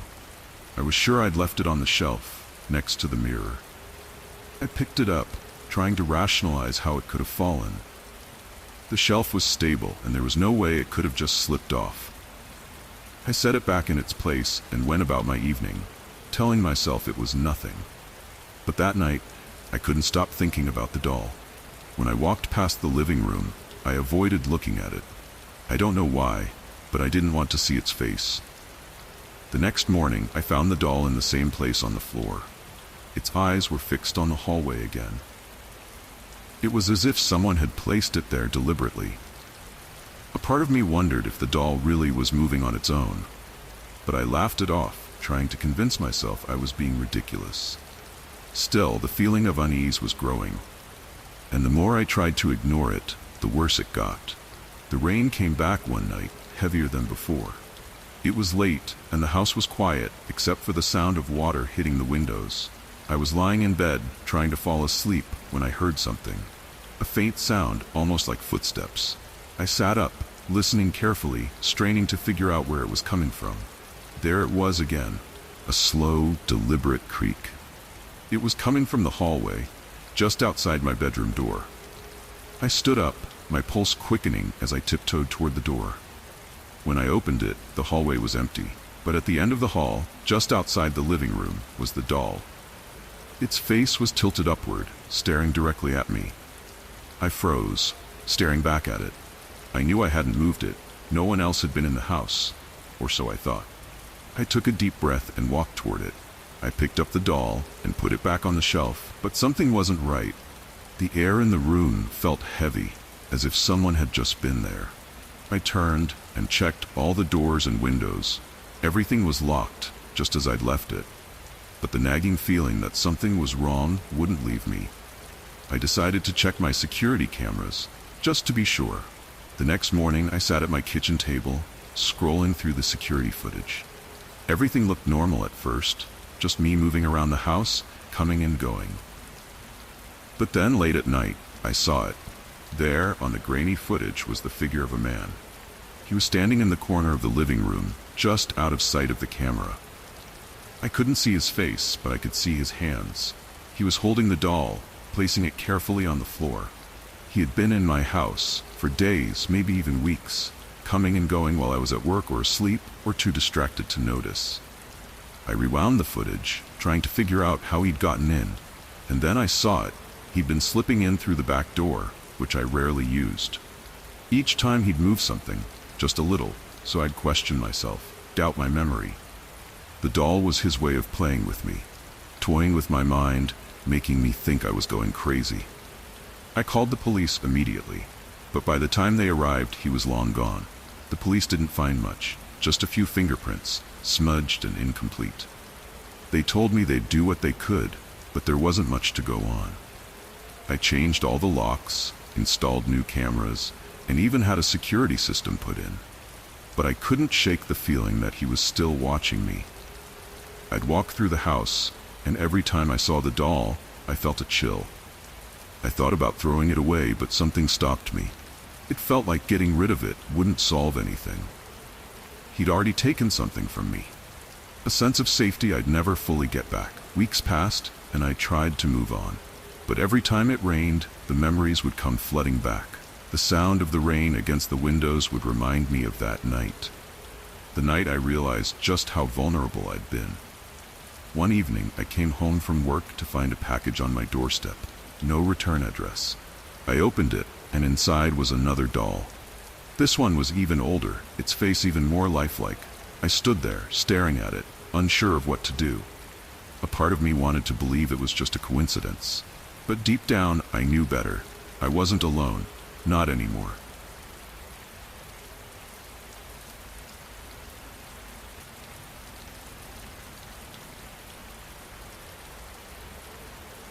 The office was quiet that evening, with most of the staff already gone home.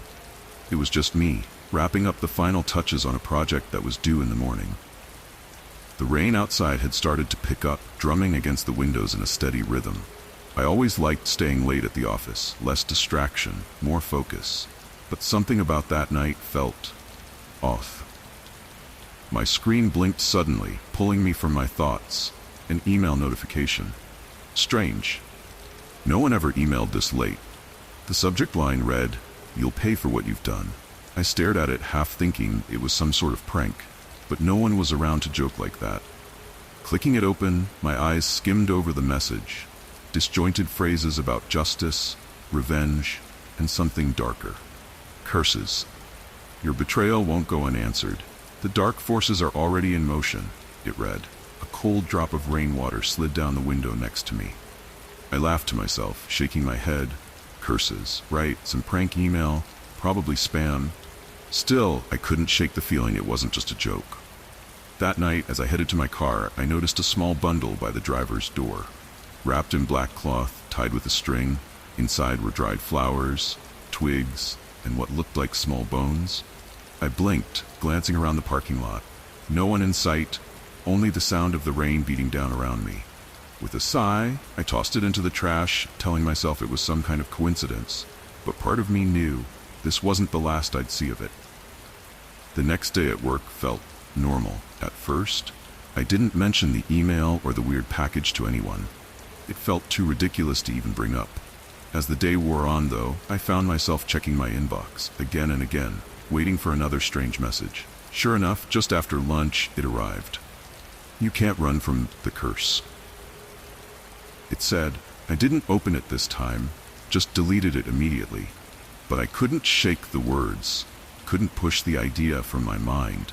I'd always been a rational guy. I didn't believe in curses or any of that nonsense. Yet later that evening, another package was waiting for me at my apartment door. Same black cloth, same eerie contents. I thought about calling the police, but what would I even say? That someone was sending me spooky arts and crafts? The rain was coming down harder by now, pounding against the windows of my apartment. I sat in my living room, trying to focus on the TV, but my mind kept wandering back to the emails, the packages. It wasn't until I got up to make a coffee that I noticed the note. It had been slid under my door while I was inside. "Your time is running out. You know what you did. Whoever was behind this, they weren't playing around anymore." Days passed, and the messages kept coming. They weren't just emails anymore. Now they were texts, voicemails, even notes left on my car. I changed my number, blocked the email address, but nothing worked. Every night, the rain seemed to come down even harder, drumming against my windows like a reminder, like a warning.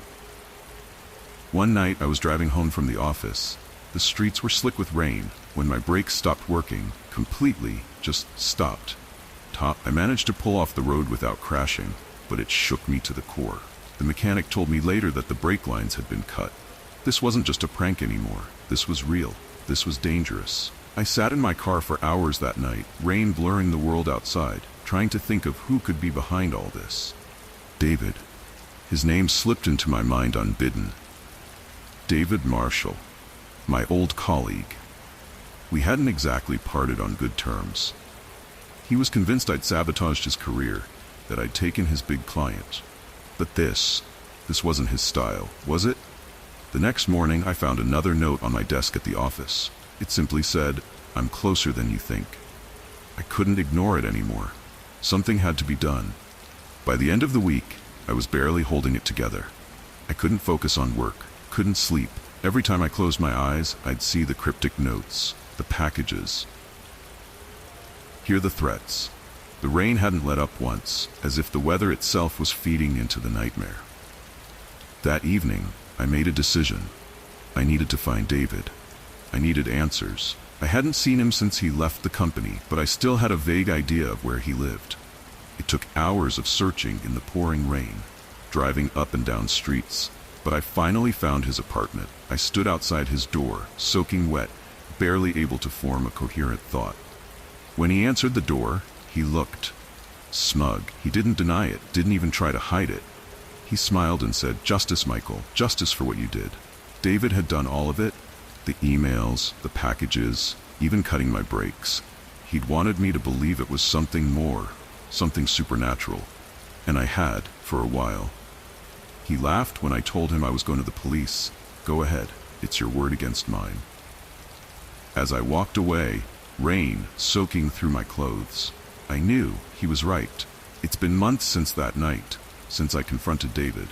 I filed a report with the police, of course, but nothing ever came of it.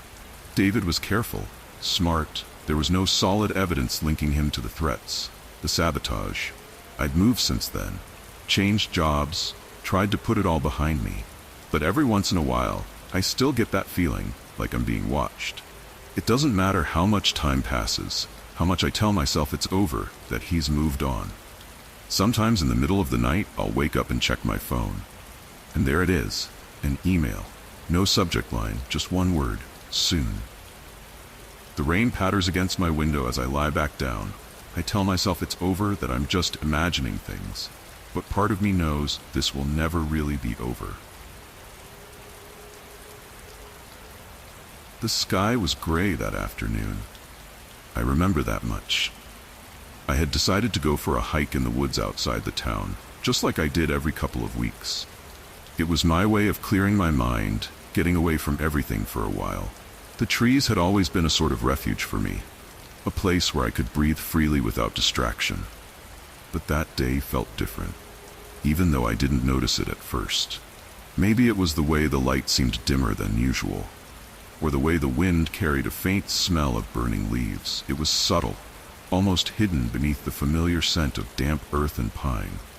But there was something else, something that made me pause and listen. It had rained earlier, and the ground was soft underfoot. Puddles dotted the path, reflecting the pale sky, and every step I took made the muddy trail squish beneath my boots. I was used to these conditions.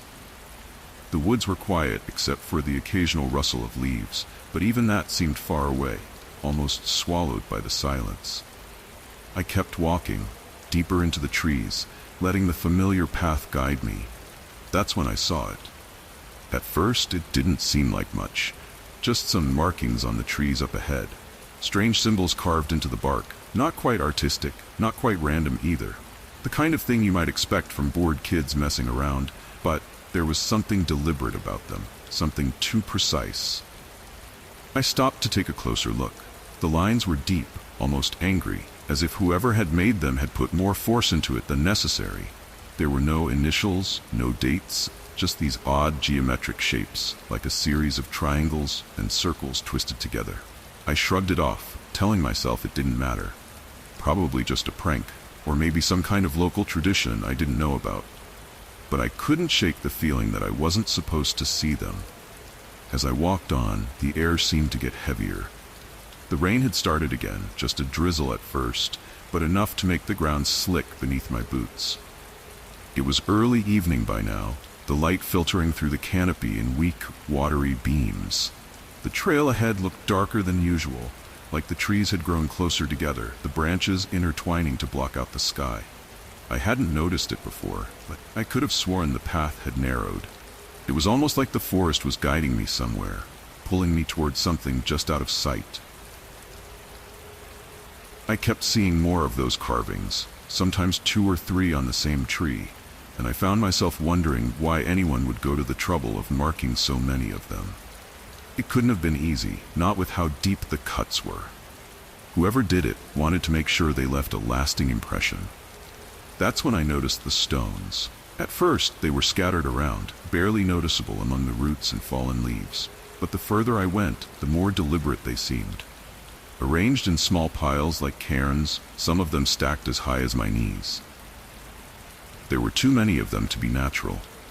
Someone had placed them here, but for what purpose, I couldn't say. I started feeling a creeping sense of unease as the stones became more intricate. Larger, flatter ones were balanced on top of the piles, almost like crude altars. I didn't want to admit it, but the thought crossed my mind. This was some kind of ritual site. I wasn't alone in the woods. The rain had picked up, turning into a steady downpour that soaked through my jacket. The light was fading fast now, evening giving way to night, and I knew I should turn back before it got too dark. But I couldn't stop. I kept walking, deeper into the forest, even though part of me was screaming to leave. The trees seemed taller here, the path almost gone, swallowed by the undergrowth. And then I saw it. The clearing was small, barely more than a few feet across, but it was unmistakably a ritual site. In the center stood a large, flat stone, covered in something dark and wet that the rain was slowly washing away. Around it, more of those strange wooden effigies hung from the trees, their twisted shapes swaying in the breeze. I wasn't sure what they were supposed to represent. Figures, maybe? Or animals? It was hard to tell, but they gave off an air of something ancient, something that didn't belong here. I heard a noise behind me, a low murmur, like voices carried on the wind. Turning, I saw movement just beyond the clearing, shadows shifting in the trees. Figures, dressed in dark, tattered clothing, their faces hidden behind masks. They weren't speaking, not in any language I could understand, but the sound was unmistakably human. I backed away slowly, not daring to make a sound. They hadn't seen me yet. At least, I didn't think they had. I needed to get out of there. I slipped behind one of the trees, hoping the rain and the growing darkness would hide me. The figures moved closer, stepping into the clearing, and that's when I saw it. They weren't performing any rituals. They were carrying bags, large, heavy bags, dragging them toward the cave at the far end of the clearing. I watched, breathless, as they opened the bags, revealing bundles of what looked like plants, carefully wrapped in plastic. One of them, a man, pulled off his mask and wiped his face, muttering something to the others. His voice was clear now, sharp and irritated. "Get this done," he said, "before anyone else shows up." They weren't cultists, they were drug runners. The symbols, the effigies, all of it was just a cover to scare off people like me, people who might stumble upon their operation by accident. I was in real danger. I don't remember much about how I got out of the woods.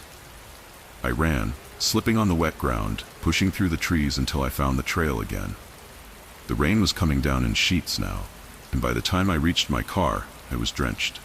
I drove straight to the local police station. I had no choice but to report what I'd seen. But when they investigated, there was nothing. No clearing, no bags, no sign that anyone had been there at all.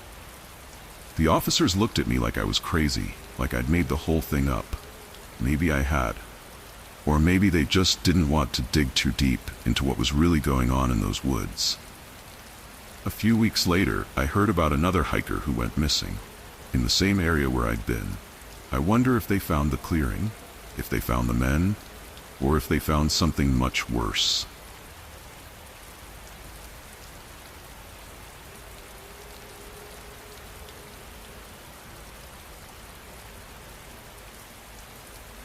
It was raining that evening.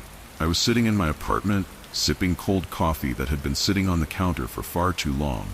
The day had been uneventful, just the typical grind at work, dealing with emails and pointless meetings. But as I sat there in the quiet, I heard something odd. My phone began to ring. At first, I didn't even check the screen. Why would I? It was probably another telemarketer. But when I glanced at it, I nearly dropped the mug from my hand. The number calling me was my mother's. My mother had been dead for a year. I stared at the screen, not knowing what to do. The rain outside picked up, tapping harder against the windows. Without really thinking, I answered it. "Hello?" I said, trying to keep my voice steady. There was nothing on the other end for a moment, just a soft static like a broken radio trying to find a signal. Then I heard it. Her voice. "Tom? Why didn't you answer?" The voice said, faint and distant, almost like it was coming from far away. I froze in my seat, my breath caught somewhere between shock and disbelief. Before I could say anything, the line went dead. I sat there for what felt like hours, staring at the phone, unsure if I'd really just heard my mother's voice. I checked the call log. The number was there. It wasn't a glitch. The rain outside had turned into a downpour, making everything seem even more surreal. I tried to shake it off. It had to be some sort of sick prank. But deep down, I couldn't explain it. How could someone be calling me from a dead woman's phone number? I couldn't shake the feeling that something was horribly wrong. The next day, I tried to forget about the call. It had to be a mistake, some kind of technical error, I told myself. But I couldn't stop thinking about it. The sound of her voice. That evening, as the rain continued to fall, my phone rang again. It was her number, again. I stared at the screen for a long time. Part of me wanted to throw the phone away, but instead I picked up. "Tom? Why didn't you answer me?" the voice said, just as faint, just as distant. It sounded like her, but not quite. There was something off about it. "Who is this?" I demanded, feeling more foolish than scared. The line went silent for a second, and then a crackle of static filled the silence. "You never answered when I needed you." The line cut off again. I sat there, gripping the phone, trying to make sense of it. It had to be a scam, some sick joke. But how? Her number had been disconnected when she died. That night, I barely slept. The rain pounded against the windows like it was trying to force its way inside. I kept checking the phone, half expecting it to ring again, but it didn't. Not that night, anyway. The next day, I started getting text messages. They were from the same number. "Why didn't you answer?" the message read over and over. By now, I was on edge, exhausted and jumpy. I blocked the number, thinking that would solve it, but it didn't stop. The texts came through from other numbers, all unlisted. I couldn't shake the feeling that someone was messing with me, playing with my mind. But it was more than that. I felt like I was being watched, like someone or something was keeping tabs on me. The third night, the rain was relentless. I sat in the darkened living room, watching the drops slide down the window. I hadn't heard from the number all day, and I started to think maybe it was over. Then my phone buzzed. I didn't even need to look. I knew who it was. Her number flashed on the screen, bold and unforgiving. I picked it up, hands damp from the anxiety that had been building for days. "Tom," the voice said again. This time it wasn't just faint. It was pleading, desperate. "Why didn't you come?" she asked. "Come where?" I whispered, though my voice barely escaped my lips. "To the hospital. To see me." Suddenly I was transported back to that day, the day she died. I had missed her call. I had been at work, too busy to answer. By the time I got to the hospital, it was too late. She was gone. "Who is this?" I shouted into the phone, angry now, a mix of guilt and fear taking over. But the voice just kept repeating, "Why didn't you come? Why didn't you answer?" I slammed the phone down, feeling like I was losing my grip on reality. I couldn't take it anymore. I grabbed my coat and ran outside into the rain, my feet slapping against the wet pavement. I didn't know where I was going. I just needed to get away. The city streets were nearly empty, shadows lurking under the streetlights, but I felt like I wasn't alone, like something was following me. The phone in my pocket buzzed again. I pulled it out, half expecting to see her number, but it was something else, something worse. The next morning, I had barely slept. The rain had stopped, but everything still felt heavy, oppressive. I decided it was time to get answers. I went to the phone company, determined to figure out who was behind this. After waiting in line for what felt like forever, I finally sat down with the technician. I explained the situation, feeling foolish as I spoke, but the man listened patiently. He ran a check on the calls, and that's when he told me. The number had been spoofed. Someone had been manipulating the caller ID to make it look like my mother's number. It was a common tactic used by scammers. They prey on people's emotions, especially those who've lost loved ones, hoping to manipulate them into handing over money. My stomach twisted as the realization sank in. This wasn't supernatural. It was something far more insidious. I had been targeted. The texts, the calls, the voice, pretending to be my mother, it was all a ploy. I felt sick. How could someone be so cruel, so heartless? The technician gave me some advice on how to protect my accounts, my information, but the damage had already been done. They hadn't gotten any money from me, but they'd taken something worse. My peace of mind, my sense of safety. It's been weeks since the calls stopped. The rain has cleared and life has gone back to normal, but I haven't. Every time my phone buzzes, I feel a jolt of panic, expecting to see her number again. I've changed my number, my passwords, even my bank details. But it doesn't help. Because it wasn't just about the scam, it was about what they took from me. I still think about her, my mother, and I still hear her voice late at night, whispering through the static. But I know it's not her. It never was. And yet, some part of me wonders, what if it wasn't just a scam? What if she really was trying to reach me? I'll never know. But the thought lingers, like a shadow on the edge of my mind, unseen but always there. The rain might have stopped, but it left something behind.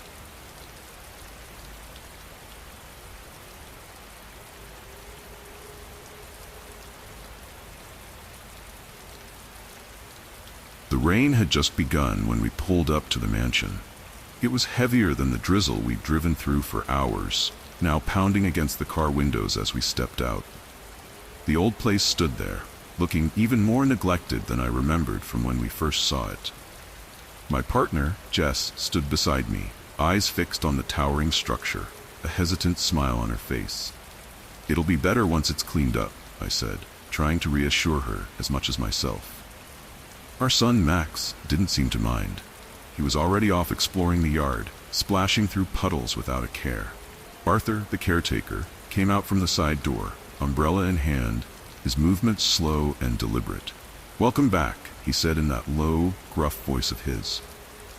I nodded, giving him a tight smile, but something about the way he stood there, still as a statue, made me pause. We started unpacking, moving boxes into the house while the rain kept falling.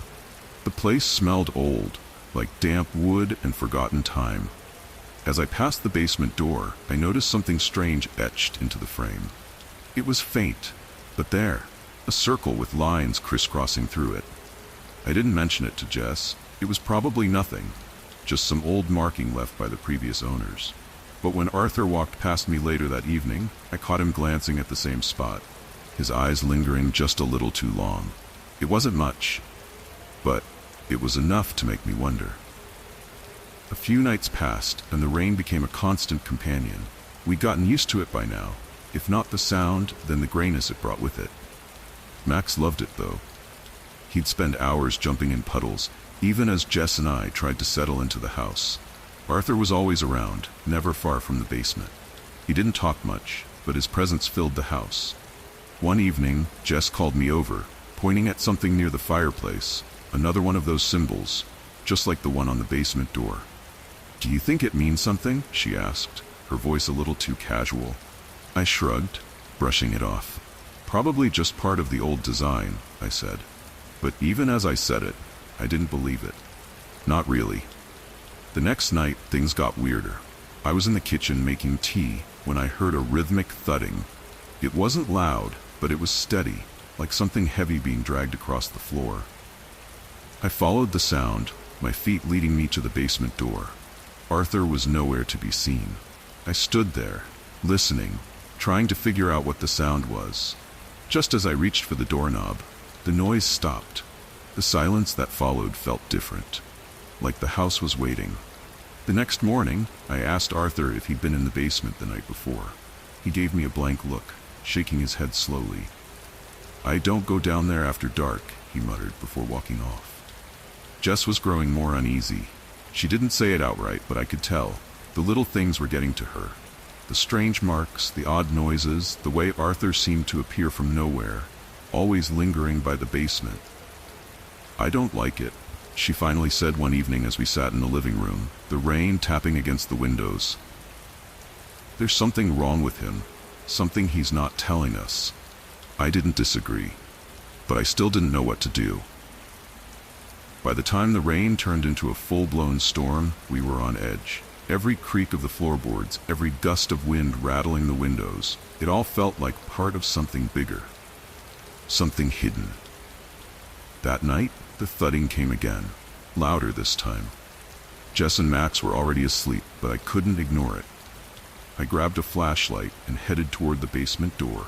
The symbol on the frame seemed darker now, as if it had been freshly carved. I hesitated, my hand hovering over the knob. I couldn't shake the feeling that something was waiting on the other side. But I opened it anyway. The stairs creaked beneath me as I descended into the darkness. The air was thick, damp, and the smell of mold clung to everything. The light from my flashlight barely pierced the shadows. As I reached the bottom, the sound stopped. I stood there, in the middle of the basement, listening. Nothing. Just the sound of rain hammering against the house above me. Then I saw it. In the far corner, half hidden behind old furniture and dusty boxes, was Arthur. He didn't see me at first, busy as he was with something on the floor. I stepped closer, careful not to make a sound. What I saw stopped me cold. There were piles of bags and boxes carefully stacked. And not just any boxes. These were filled with electronics, jewelry, and even what looked like ancient artifacts. And in Arthur's hands, he held a small chest. The lock recently pried open. I backed away, the realization dawning on me. This wasn't supernatural. This was something much worse. I hurried back upstairs, trying to process what I had just seen. Jess was still asleep, unaware of the danger we were all in. The symbols weren't marks of some ancient curse. They were part of a code, a way to mark spots for deliveries, for storage, for whatever twisted operation Arthur had going on. He wasn't a harmless caretaker. He was part of something criminal, something that had been hiding under our noses since the day we arrived. I didn't know how deep it went, but I knew I couldn't confront him yet. I needed a plan.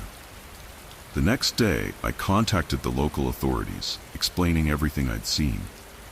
They didn't sound surprised. In fact, it seemed like they'd been waiting for someone to report this.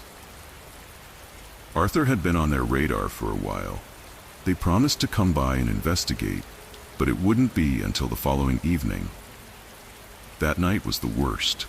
The storm was relentless, and Arthur's presence felt heavier than ever. I kept my distance, pretending nothing was wrong, while inside I was screaming for this to end. The rain hadn't let up by the time the police arrived. Arthur was still in the basement doing whatever it was he did down there. When they knocked on the door, I felt a strange sense of relief. Finally, this nightmare was ending. The officers searched the house, and sure enough, they found everything. Stolen goods, smuggling tools, even records of shipments Arthur had been a part of. It was all there, hidden in plain sight. Arthur didn't put up a fight. He just stood there, emotionless, as they cuffed him and led him away. But the feeling of safety didn't return with him gone. The house still felt wrong. Like something had seeped into its walls over the years. Something that couldn't just be washed away by the rain. We moved out shortly after, leaving the mansion behind. But even now, I can't forget the way Arthur looked at me as they took him away. Cold, empty, like he was more a part of that house than we'd ever been. And sometimes, when the rain starts falling again, I think about that basement, about what else might have been hidden there, still waiting to be found.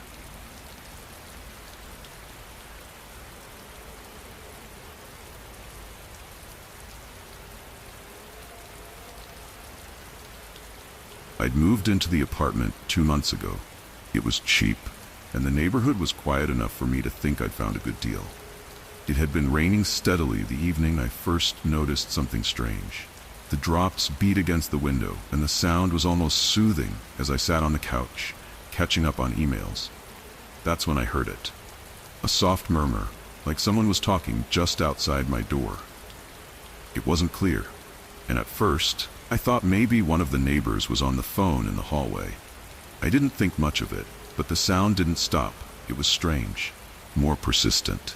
I paused, listening closely, trying to pick up on words, but the voice stayed low, unintelligible. I shrugged it off, turned the volume up on the TV, and went back to my emails. Later that night, while lying in bed, I heard it again. This time it was clearer, closer, like someone was right behind the wall. I pressed my ear against it, half expecting to hear a neighbor arguing, maybe a TV left on too loud. But the voice, it didn't sound like any of that. It wasn't shouting or even conversational, just whispering. I got up, checked the hallway, looked out the window into the rain-soaked street below. Nothing. No one. I went back to bed, unsettled, but told myself it was just the quirks of an old building. Old pipes, thin walls, that's all it could be. The whispers didn't go away. In fact, they became more frequent. It was always in the evenings, just after dark, when the rain started again. I would sit in my apartment, trying to focus on something else, but it was there, always there. One night, while reading a book on the couch, I heard it again. This time it was clearer, more pronounced. I couldn't ignore it anymore. I muted the TV, strained my ears to listen, trying to figure out where the sound was coming from. It was like it moved around the room, sometimes near the kitchen, sometimes by the window, other times right behind the wall by my bed. I told my best friend about it. She laughed and said I was just getting used to city life. Old buildings have weird sounds, she said. Probably just pipes or something. But I wasn't so sure anymore. I started noticing other things too. My keys weren't where I left them. The lights flickered once or twice, which I ignored at first, but then it kept happening. The whispers would start just after the flickers, almost like they were connected. I checked the fuse box, convinced it was just faulty wiring, but everything seemed fine. I was getting paranoid, thinking maybe the old stories about the building were true. Some tenants swore the place was haunted. I tried not to believe it, but part of me couldn't shake the feeling that something was wrong. Something I couldn't explain. One night, the rain was heavier than usual. I was curled up on the couch when the lights flickered again. The whispers started almost immediately, louder than before. This time, I wasn't going to ignore it. I grabbed a flashlight and started searching every corner of the apartment. The whispers seemed to move as if they were following me. I stopped in the bedroom, heart pounding in my chest. They were coming from the wall behind my bed. I pressed my ear against it. The sound was clear now, distinct. It wasn't random murmurs. It was voices, multiple voices. I couldn't understand what they were saying, but I knew they were real. I pushed the bed aside, got down on my hands and knees, and started tapping on the wall. That's when I found it. A small vent, hidden behind a loose panel. I pulled it free, heart racing, and found something small wedged inside. It wasn't a ghost, and it wasn't faulty pipes. It was a device. A small blinking device, like nothing I'd ever seen before. I took the device to work the next day. A coworker of mine was into tech stuff, and I figured he'd know what it was. When he saw it, his expression changed. "This is a surveillance microphone," he said. "Where did you find this?" I told him everything, the whispers, the strange sounds, the flickering lights. He stared at me for a long moment before saying, "I think someone's been listening to you." It didn't make sense. Who would want to listen to me? I was just an ordinary person. But the more I thought about it, the more it fit. The whispers weren't ghosts. They were recordings, or live conversations. Someone had wired the building with microphones, and they'd been spying on me. I felt sick. How long had it been going on? Who was behind it? I went back to the apartment and tore through every wall, every vent, looking for more devices. I found 3 more hidden around the apartment. Whoever had set this up had been listening to everything. I called the police. They came and took the devices, promising to investigate. But even after they left, I couldn't shake the feeling that I was still being watched. I moved out of the apartment within a week, but the damage was done. I couldn't relax in any room without wondering if someone was listening. Everywhere I went, I felt like there were eyes on me. A few weeks later, I got a message on my phone. It was from an unknown number. It simply said, "We're still watching." I deleted the message, but the feeling lingered. Whoever had been behind the surveillance was still out there, and I wasn't sure I'd ever feel safe again.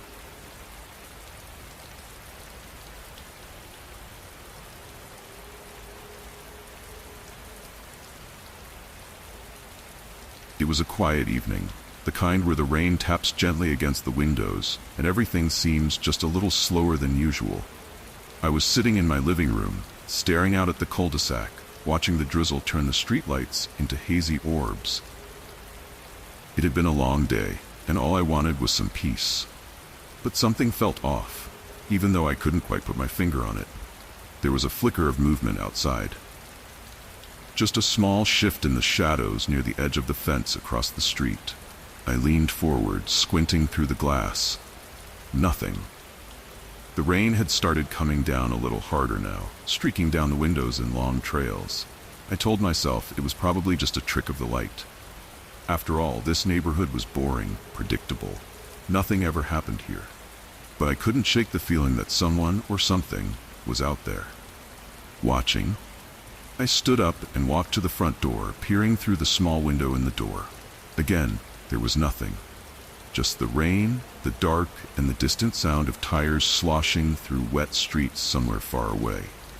I locked the door out of habit and went back to the couch, trying to focus on the show playing on the TV. But every now and then, I found myself glancing back toward the window, waiting.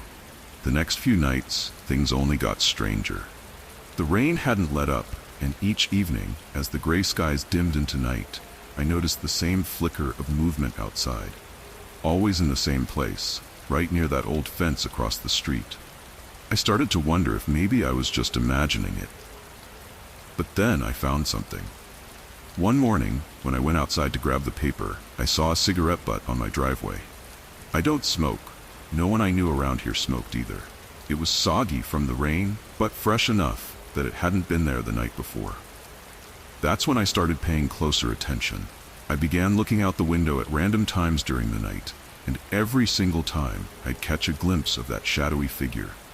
Just for a second, before it seemed to vanish into the rain. I even checked the spot during the day, hoping to find something, footprints, anything, but there was nothing. It was like they were only there in the night, in the rain, like a ghost fading into the mist. But this was no ghost. I knew that now. There was someone lurking out there, and I needed to know why. One night, I decided enough was enough. I couldn't keep ignoring the creeping sense that something was wrong. The rain had started again, heavier this time, drumming against the roof as I sat by the window waiting. It was nearly midnight when I saw it. The figure wasn't across the street this time. It was closer, right in my front yard. A dark silhouette standing still, barely visible in the downpour. I stood up, adrenaline coursing through me, unsure of what to do. But then the figure moved. Slow, deliberate steps around the side of my house, disappearing into the darkness.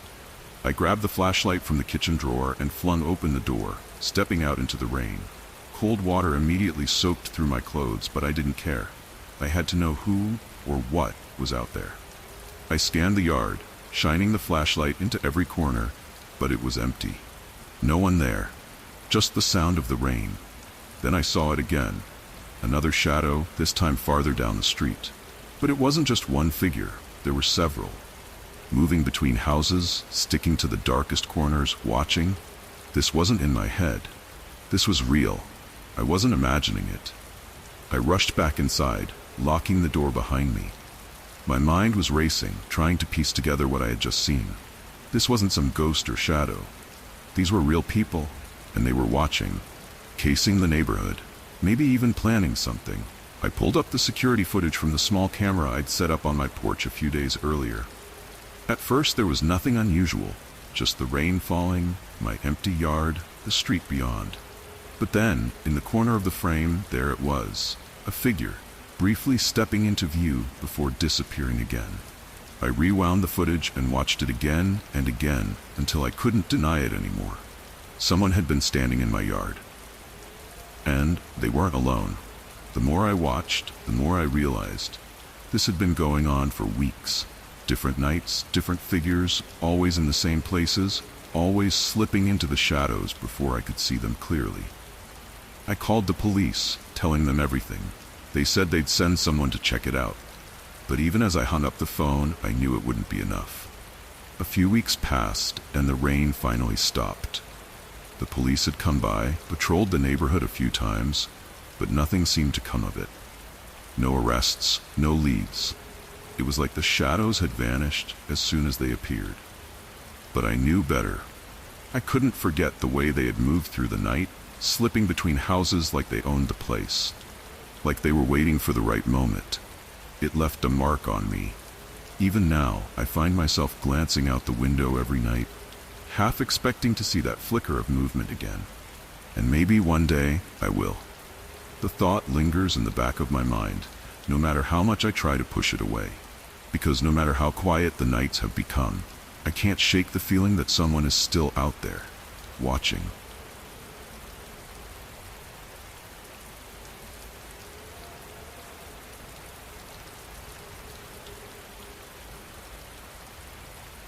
It all started one quiet evening. Sarah and I had just settled into our new place a few months ago. The house, nestled in a sleepy suburban neighborhood, seemed perfect. That night, as the rain softly tapped against the windows, we were watching TV in the living room. Nothing about that evening seemed off until Sarah stepped outside to grab a package that had been left on the porch. She came back in, holding the box, and said, "Hey, did you notice this weird symbol on the sidewalk?" I hadn't. Curiosity got the better of me, and I slipped on my shoes to check it out. Sure enough, there it was, spray painted in bright white on the wet pavement, a strange, angular shape like something out of a horror movie. At first, I shrugged it off. Maybe some teenagers were messing around, pulling pranks in the neighborhood. We joked about it, gave each other a look, and went back inside. Still, the sight of it stuck with me, lingered in the back of my mind as the evening rolled on. I didn't think much more about it until later that night, when I noticed something out of the corner of my eye through the window. Another one of those symbols, this time on the side of our fence. It wasn't there earlier. I didn't mention it to Sarah. Not yet. I didn't want to worry her over something that was probably nothing. At least, that's what I kept telling myself. A few days passed, and we tried to settle into a routine. But the symbols kept appearing. They showed up in places that were hard to ignore, on our trash cans, the mailbox, even on the garage door. Each time, they seemed a little more detailed, a little more intentional. Sarah started getting anxious, asked me if I thought someone was trying to mess with us. I told her it was just kids, neighborhood pranksters who'd eventually get bored and move on. But something about it didn't sit right with me. It wasn't just the symbols anymore. It was the feeling that whoever was doing this wasn't just being careless. They were sending a message, and it was starting to feel personal. One evening, as the rain fell harder than usual, we were both in the kitchen when Sarah suddenly gasped. "Look at that," she whispered, pointing toward the window. Outside, right on our back fence, there was another symbol. But this time it was different. Bigger, darker, like whoever did it wanted us to really see it. Sarah's face had this quiet, tense look, and she wasn't saying much. Neither was I. The rain blurred the outline of the strange shape, making it look almost alive in the dim evening light. That night we heard noises outside, a soft, scraping sound that lasted just long enough to make us listen. When I went to check, no one was there. But by morning, more of the symbols had appeared. It wasn't kids anymore. It couldn't be. The next few nights were worse. We couldn't shake the feeling that someone was watching the house. Not from up close, but from somewhere just out of sight. It was subtle at first, a flash of movement in the distance, a shadow lingering at the end of the street. But each time we looked, whoever it was had already disappeared. The rain never seemed to let up. It was always evening, always dark, and always wet. Sarah started losing sleep over it. One night, she woke me up around midnight. "I think someone's out there again," she whispered. I sat up, listening. Sure enough, there it was. Soft footsteps, too deliberate to be just the wind or a stray animal. I grabbed the flashlight, heading to the window, but I couldn't see much through the rain. I stepped outside, feeling the cold air on my skin, and that's when I saw him. A man, standing across the street in the shadows of a tall tree, just standing there, watching. I didn't move. Neither did he. After what felt like forever, he turned and walked away, disappearing into the dark. I didn't sleep much that night. The symbols were becoming more intricate, more sinister. They weren't random anymore. There was something deliberate about them. Sarah's research hadn't turned up much, just vague connections to ancient runes and protective symbols. But something didn't add up. One evening, the man came closer. We were both home when it happened, a loud bang against the side of the house. I ran to the door and opened it, just in time to see him, throwing something at the house before disappearing into the night. When I looked down, I saw it, a dead animal, bloody and disfigured. Sarah was in shock.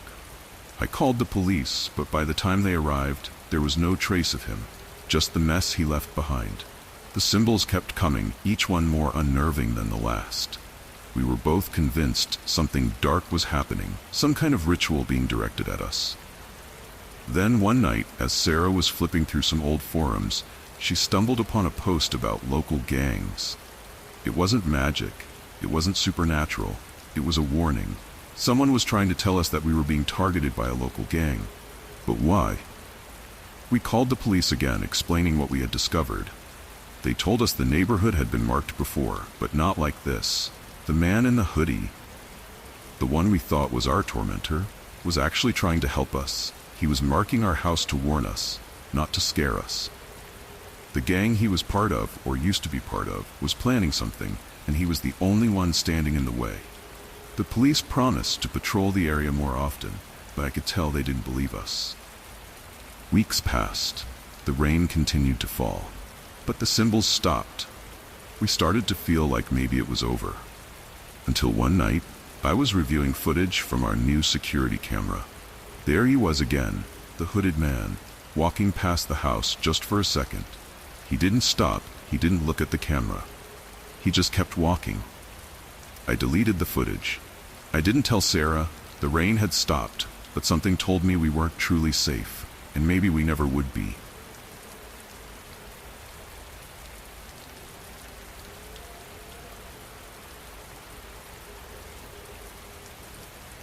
We drove up the winding road, tires crunching on gravel as the sun dipped lower in the sky. The trees on either side of us closed in, thick and shadowy, like they were swallowing the car. Danny, sitting in the front seat, pointed ahead and laughed. That's it. The perfect creepy cabin for the weekend. He wasn't wrong. The cabin sat at the end of a dirt path, hidden among dense pines.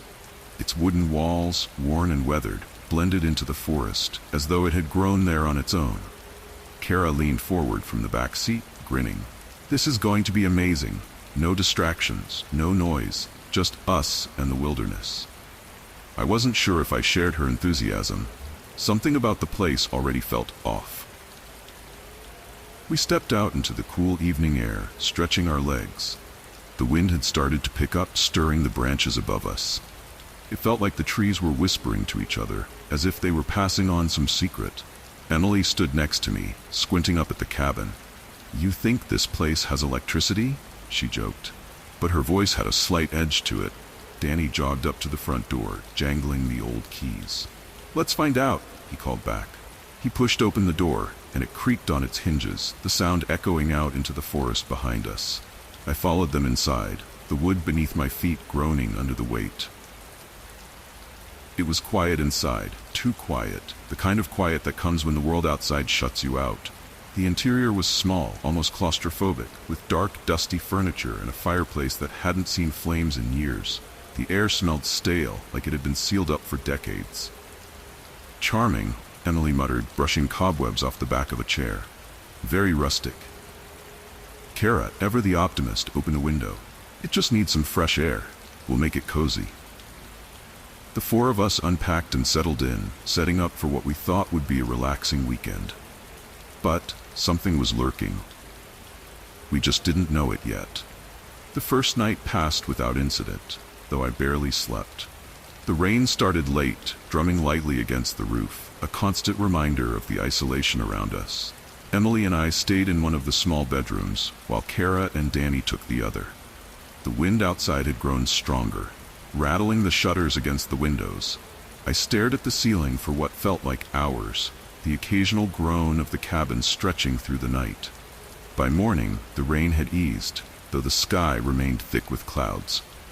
Danny and Kara were already up, sitting at the small table with cups of coffee. We should hike to the lake, Danny suggested, eyes bright despite the gloomy weather. Emily nodded, though she looked tired. Sure, but after breakfast, I'm starving. As we prepared food, something strange happened. Emily walked into the kitchen and yelped, dropping her fork. What the hell? She muttered, rubbing the back of her arm. When I looked closer, I saw the thin red lines across her skin, like she'd been scratched. Must have been something sharp on the bed, she said, though her voice wavered slightly. I didn't think much of it at the time. We laughed it off and got on with the day. But that small, strange detail stayed with me, a shadow in the back of my mind. Later, as we hiked through the damp forest, the path narrow and slick with mud, I couldn't shake the feeling that we were being watched. The trees seemed to close in around us, towering dark and silent. Kara, leading the group, stopped suddenly. "Look at this," she said, pointing to a tree ahead. There were deep, deliberate gouges carved into the bark, forming some kind of symbol. It looked old, weathered by the rain, but unmistakably human-made. "Creepy," Danny said, though he didn't seem bothered. "Probably just kids messing around." But I wasn't so sure. There was something wrong about it, and it wasn't the last strange thing we'd see that day. By the time we got back to the cabin, the sky had darkened, and the rain had returned. The light from the windows was faint, flickering like the last glow of a dying fire. We gathered in the living room, drying off and preparing for another quiet evening, or so we thought. Out of nowhere, there was a loud snap from the porch. We all jumped, eyes wide, as Danny rushed to the door. The front support beam had collapsed, the porch sagging dangerously. "That's weird," Danny muttered, inspecting the damage. But when he looked closer, he froze. The beam hadn't just rotted away. It had been sawed through. Someone had weakened it. Panic crept in, slow and steady. We all exchanged glances, trying to laugh it off, but no one was smiling anymore. Danny limped back inside, his face pale. "We need to get out of here," he whispered. "Something's not right." Before we could move, there was another loud noise, this time from the floor. Danny screamed as the wooden boards gave way beneath him, and he fell hard into the gap. His leg was twisted at an unnatural angle, and he gasped in pain. It wasn't an accident. The floor had been rigged. We huddled together, fear settling in as the reality of the situation hit us. This wasn't some haunted cabin. This wasn't some curse. This was something much worse. Kara found the journal first, hidden in a drawer by the fireplace. It belonged to someone named Howard, the previous owner.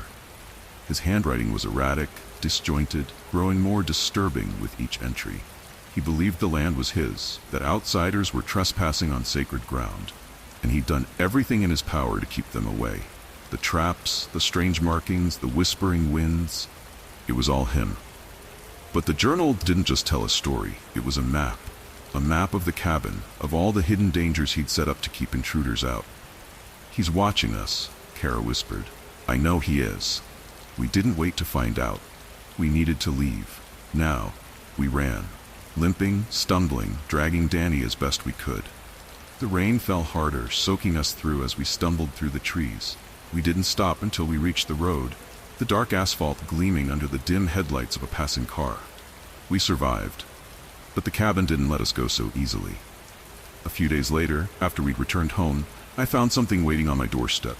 A small wooden figure, faceless, with crude marks carved into its body.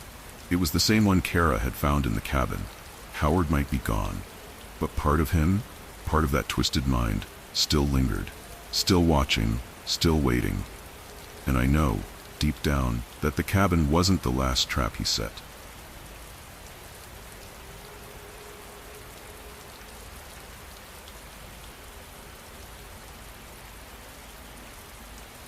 It was a Friday night, late enough that the rain had settled into a steady rhythm, tapping gently against the windows.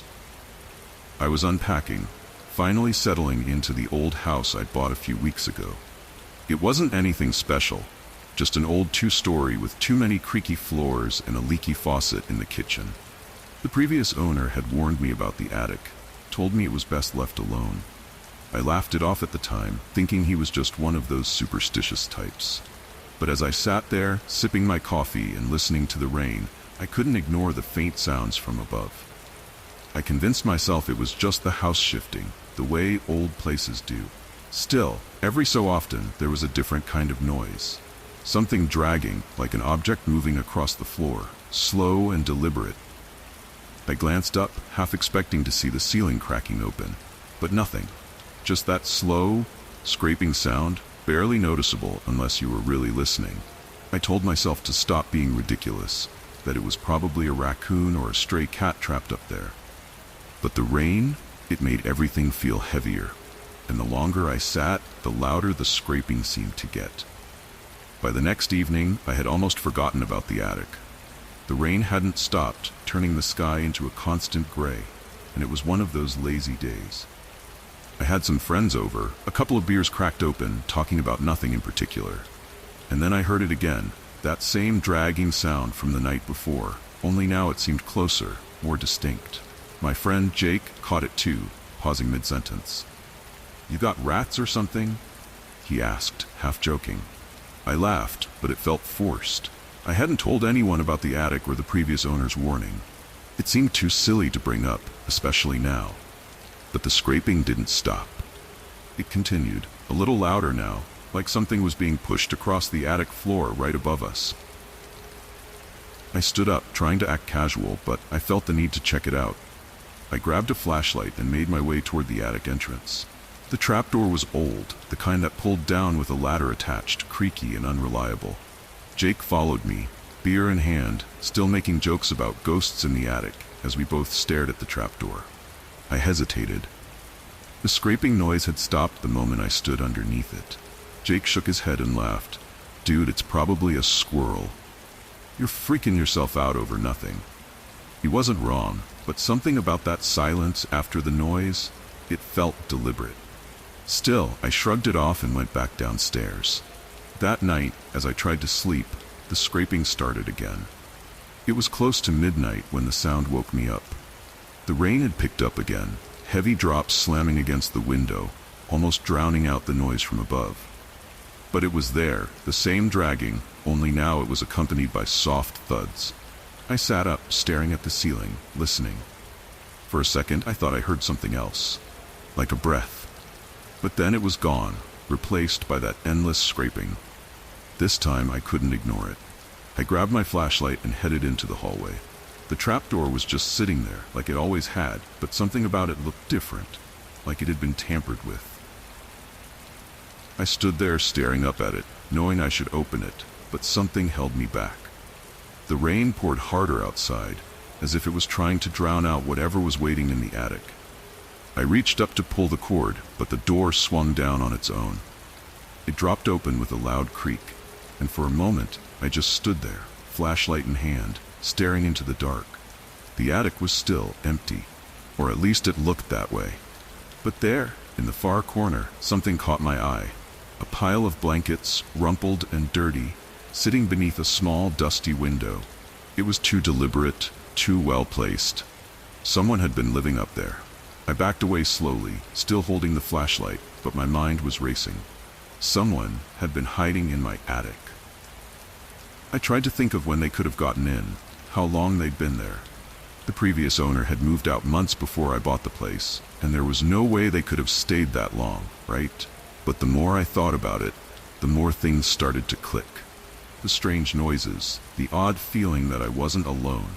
I grabbed my phone and called the police, pacing back and forth while I waited for them to arrive. The rain hadn't let up, making the whole situation feel even more surreal. When the cops got there, they didn't waste any time.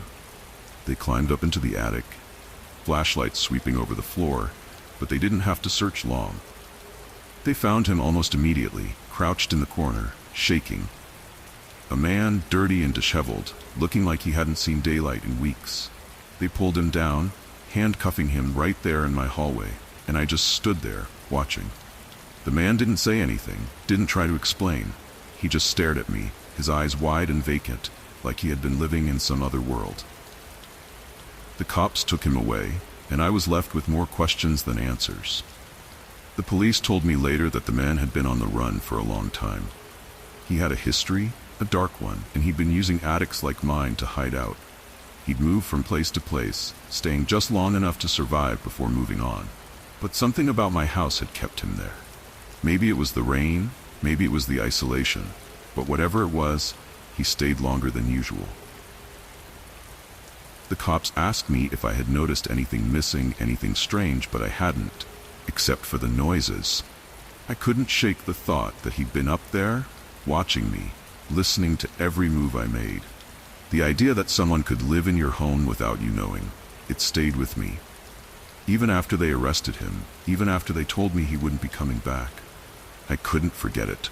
The attic trapdoor still hung there, slightly open, as if it was waiting for something else to crawl down. And every night, when the rain started up again, I listened, waiting.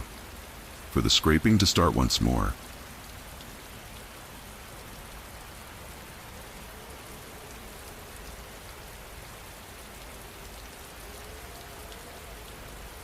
I remember the evening it all started. The rain was falling, not hard but steady, tapping against the large windows of my office. It was late, just me and the usual hum of the fluorescent lights above.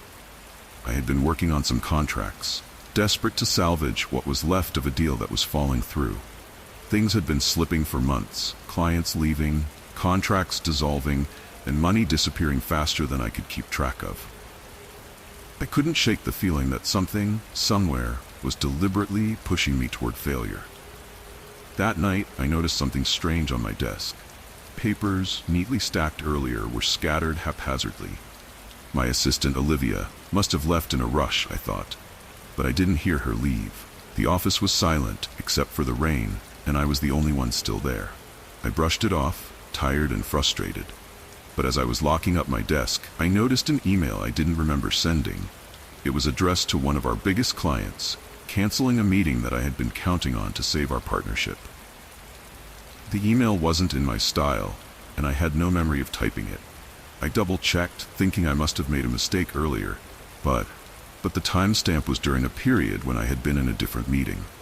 My mind couldn't make sense of it. I closed the laptop, shook my head, and decided to call it a night. But just as I reached the door, the lights flickered briefly. Then, everything went dark. The soft rain outside was the only sound I could hear as I stood in the quiet.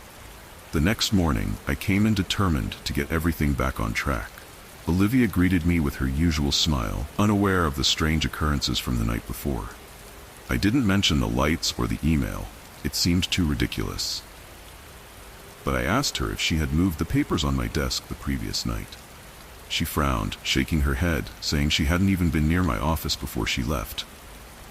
The rain had continued into the day, making the atmosphere thick and damp in the office. I pushed through it, focused on the pile of work waiting for me, but that feeling, that lingering sense of something wrong, hung over me. It started small. Little things. Contracts going missing from my desk, phone calls I didn't remember making. Then, during a critical conference call, the connection dropped suddenly. It wasn't a technical glitch, though. Someone had unplugged the Ethernet cable. No one else was in the office at the time. I knew because I had checked. Every time something strange happened, it felt like a new brick had been added to the wall between me and success. I even began to doubt myself. Maybe I was overworked, tired, slipping up without realizing it. But then another email, this time to a new investor, arrived in my outbox. One that I hadn't written. It was curt, borderline insulting, and it cost me the partnership. I confronted Olivia, demanding to know who else had access to my computer. She looked concerned, but no, she hadn't touched it. No one had. That night, I sat at my desk, staring at the rain streaking down the windows, wondering if the building itself was trying to ruin me. The rain became a constant companion, drumming against the windows of my office late into the night. By this point, the losses were stacking up, deal after deal, slipping through my fingers. It didn't feel like bad luck anymore. It felt deliberate, targeted. I began to question if something was haunting my business. Maybe the office itself. The building was old. Stories floated around about strange things happening in these halls. Late one evening, the power cut out again, this time for longer. I stayed in the dark, hearing the rain hitting the windows. But also, something else. There were footsteps in the hallway. I went out to investigate, but the hall was empty, the office locked up tight. Still, I felt something. Someone had been there. I started to obsess over it, convinced there was something unseen working against me, something beyond explanation. I even called in a paranormal investigator just to rule out the possibility that the place was haunted. They found nothing, of course, but the idea had already rooted itself deep in my mind. As I spiraled deeper into the belief that something was haunting me, Olivia began to worry. She suggested I take a break, step back from the business for a few days, but I couldn't. I was too close to finding out what was really happening. I hired a private investigator. If this wasn't supernatural, then there had to be a logical explanation. The investigator, Rick, dug into the company's finances, the systems, everything. After a few days, he returned with unsettling news. Emails, documents, even entire deals had been altered or sabotaged, but not by a ghost. It was Kevin, my business partner, the one person I thought I could trust. Kevin had been systematically undermining my every move, manipulating files, sending emails from my account, even cutting off phone lines when I was on important calls. His goal was clear: drive me to the brink of failure, and then swoop in to take over. I had been so consumed with the idea of a supernatural force that I missed the real monster right in front of me. Kevin was arrested, charged with embezzlement, fraud, and sabotage. But the damage was already done. My reputation was in ruins, the company teetering on the edge of collapse. I sat in my office, the rain still drumming against the windows, staring at the empty desk across from mine. Kevin's desk. The place where he had orchestrated everything. I couldn't shake the memory of those nights when I had convinced myself that something otherworldly was working against me. But even now, even with Kevin gone, I still felt uneasy. There were moments, late at night, when the rain would fall, and I could still hear those footsteps in the hallway, feel the presence in the air. Part of me knew it was just my mind playing tricks on me, the trauma of betrayal lingering. But another part wondered, what if something darker had been there all along?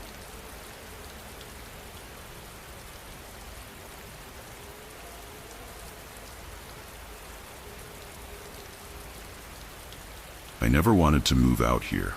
It wasn't a choice I had much control over, given the circumstances. Newly divorced and trying to find a fresh start, I took what I could afford. That turned out to be a small house on the outskirts of a sleepy town. The kind of place where nothing ever seemed to happen, and everything felt like it was stuck in time. Except for the graveyard. There was something about it that felt off, even before I knew why. It was an old cemetery, tucked behind a hill just past my backyard. Most of the headstones were broken, weathered, or nearly swallowed by the overgrowth. But there was one, right at the edge of the hill, that stood out. A small grave, smaller than the others. It was a child's grave, marked by a worn angel statue, frozen in time. I noticed it the day I moved in, but I tried not to think much about it. That was a mistake. The first night I spent there, it rained. Heavy, cold rain that seemed to wash everything away, even sound. But in the silence, I thought I heard something faint, just outside. Crying.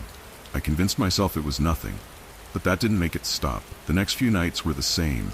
The rain, the dark, and the sound. It was always the same time, too, just after I'd turned off the lights. A faint, distant sound. Crying like a child left alone. I stood at the window, peering out into the yard, but there was nothing there.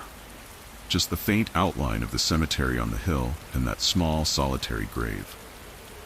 I wanted to believe it was the rain playing tricks, the wind and the trees, but it kept coming back, night after night.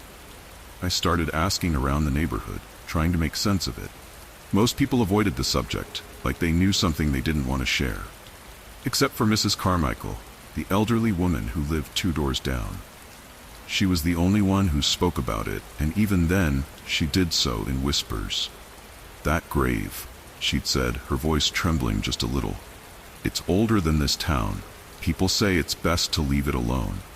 I tried to laugh it off, but part of me couldn't shake the feeling that there was something wrong. That night, the crying was louder, and I couldn't ignore it anymore. The rain was heavier that night, pounding against the windows. But the crying cut through it, louder than ever. I grabbed a flashlight, not thinking about what I'd find, only that I needed to do something.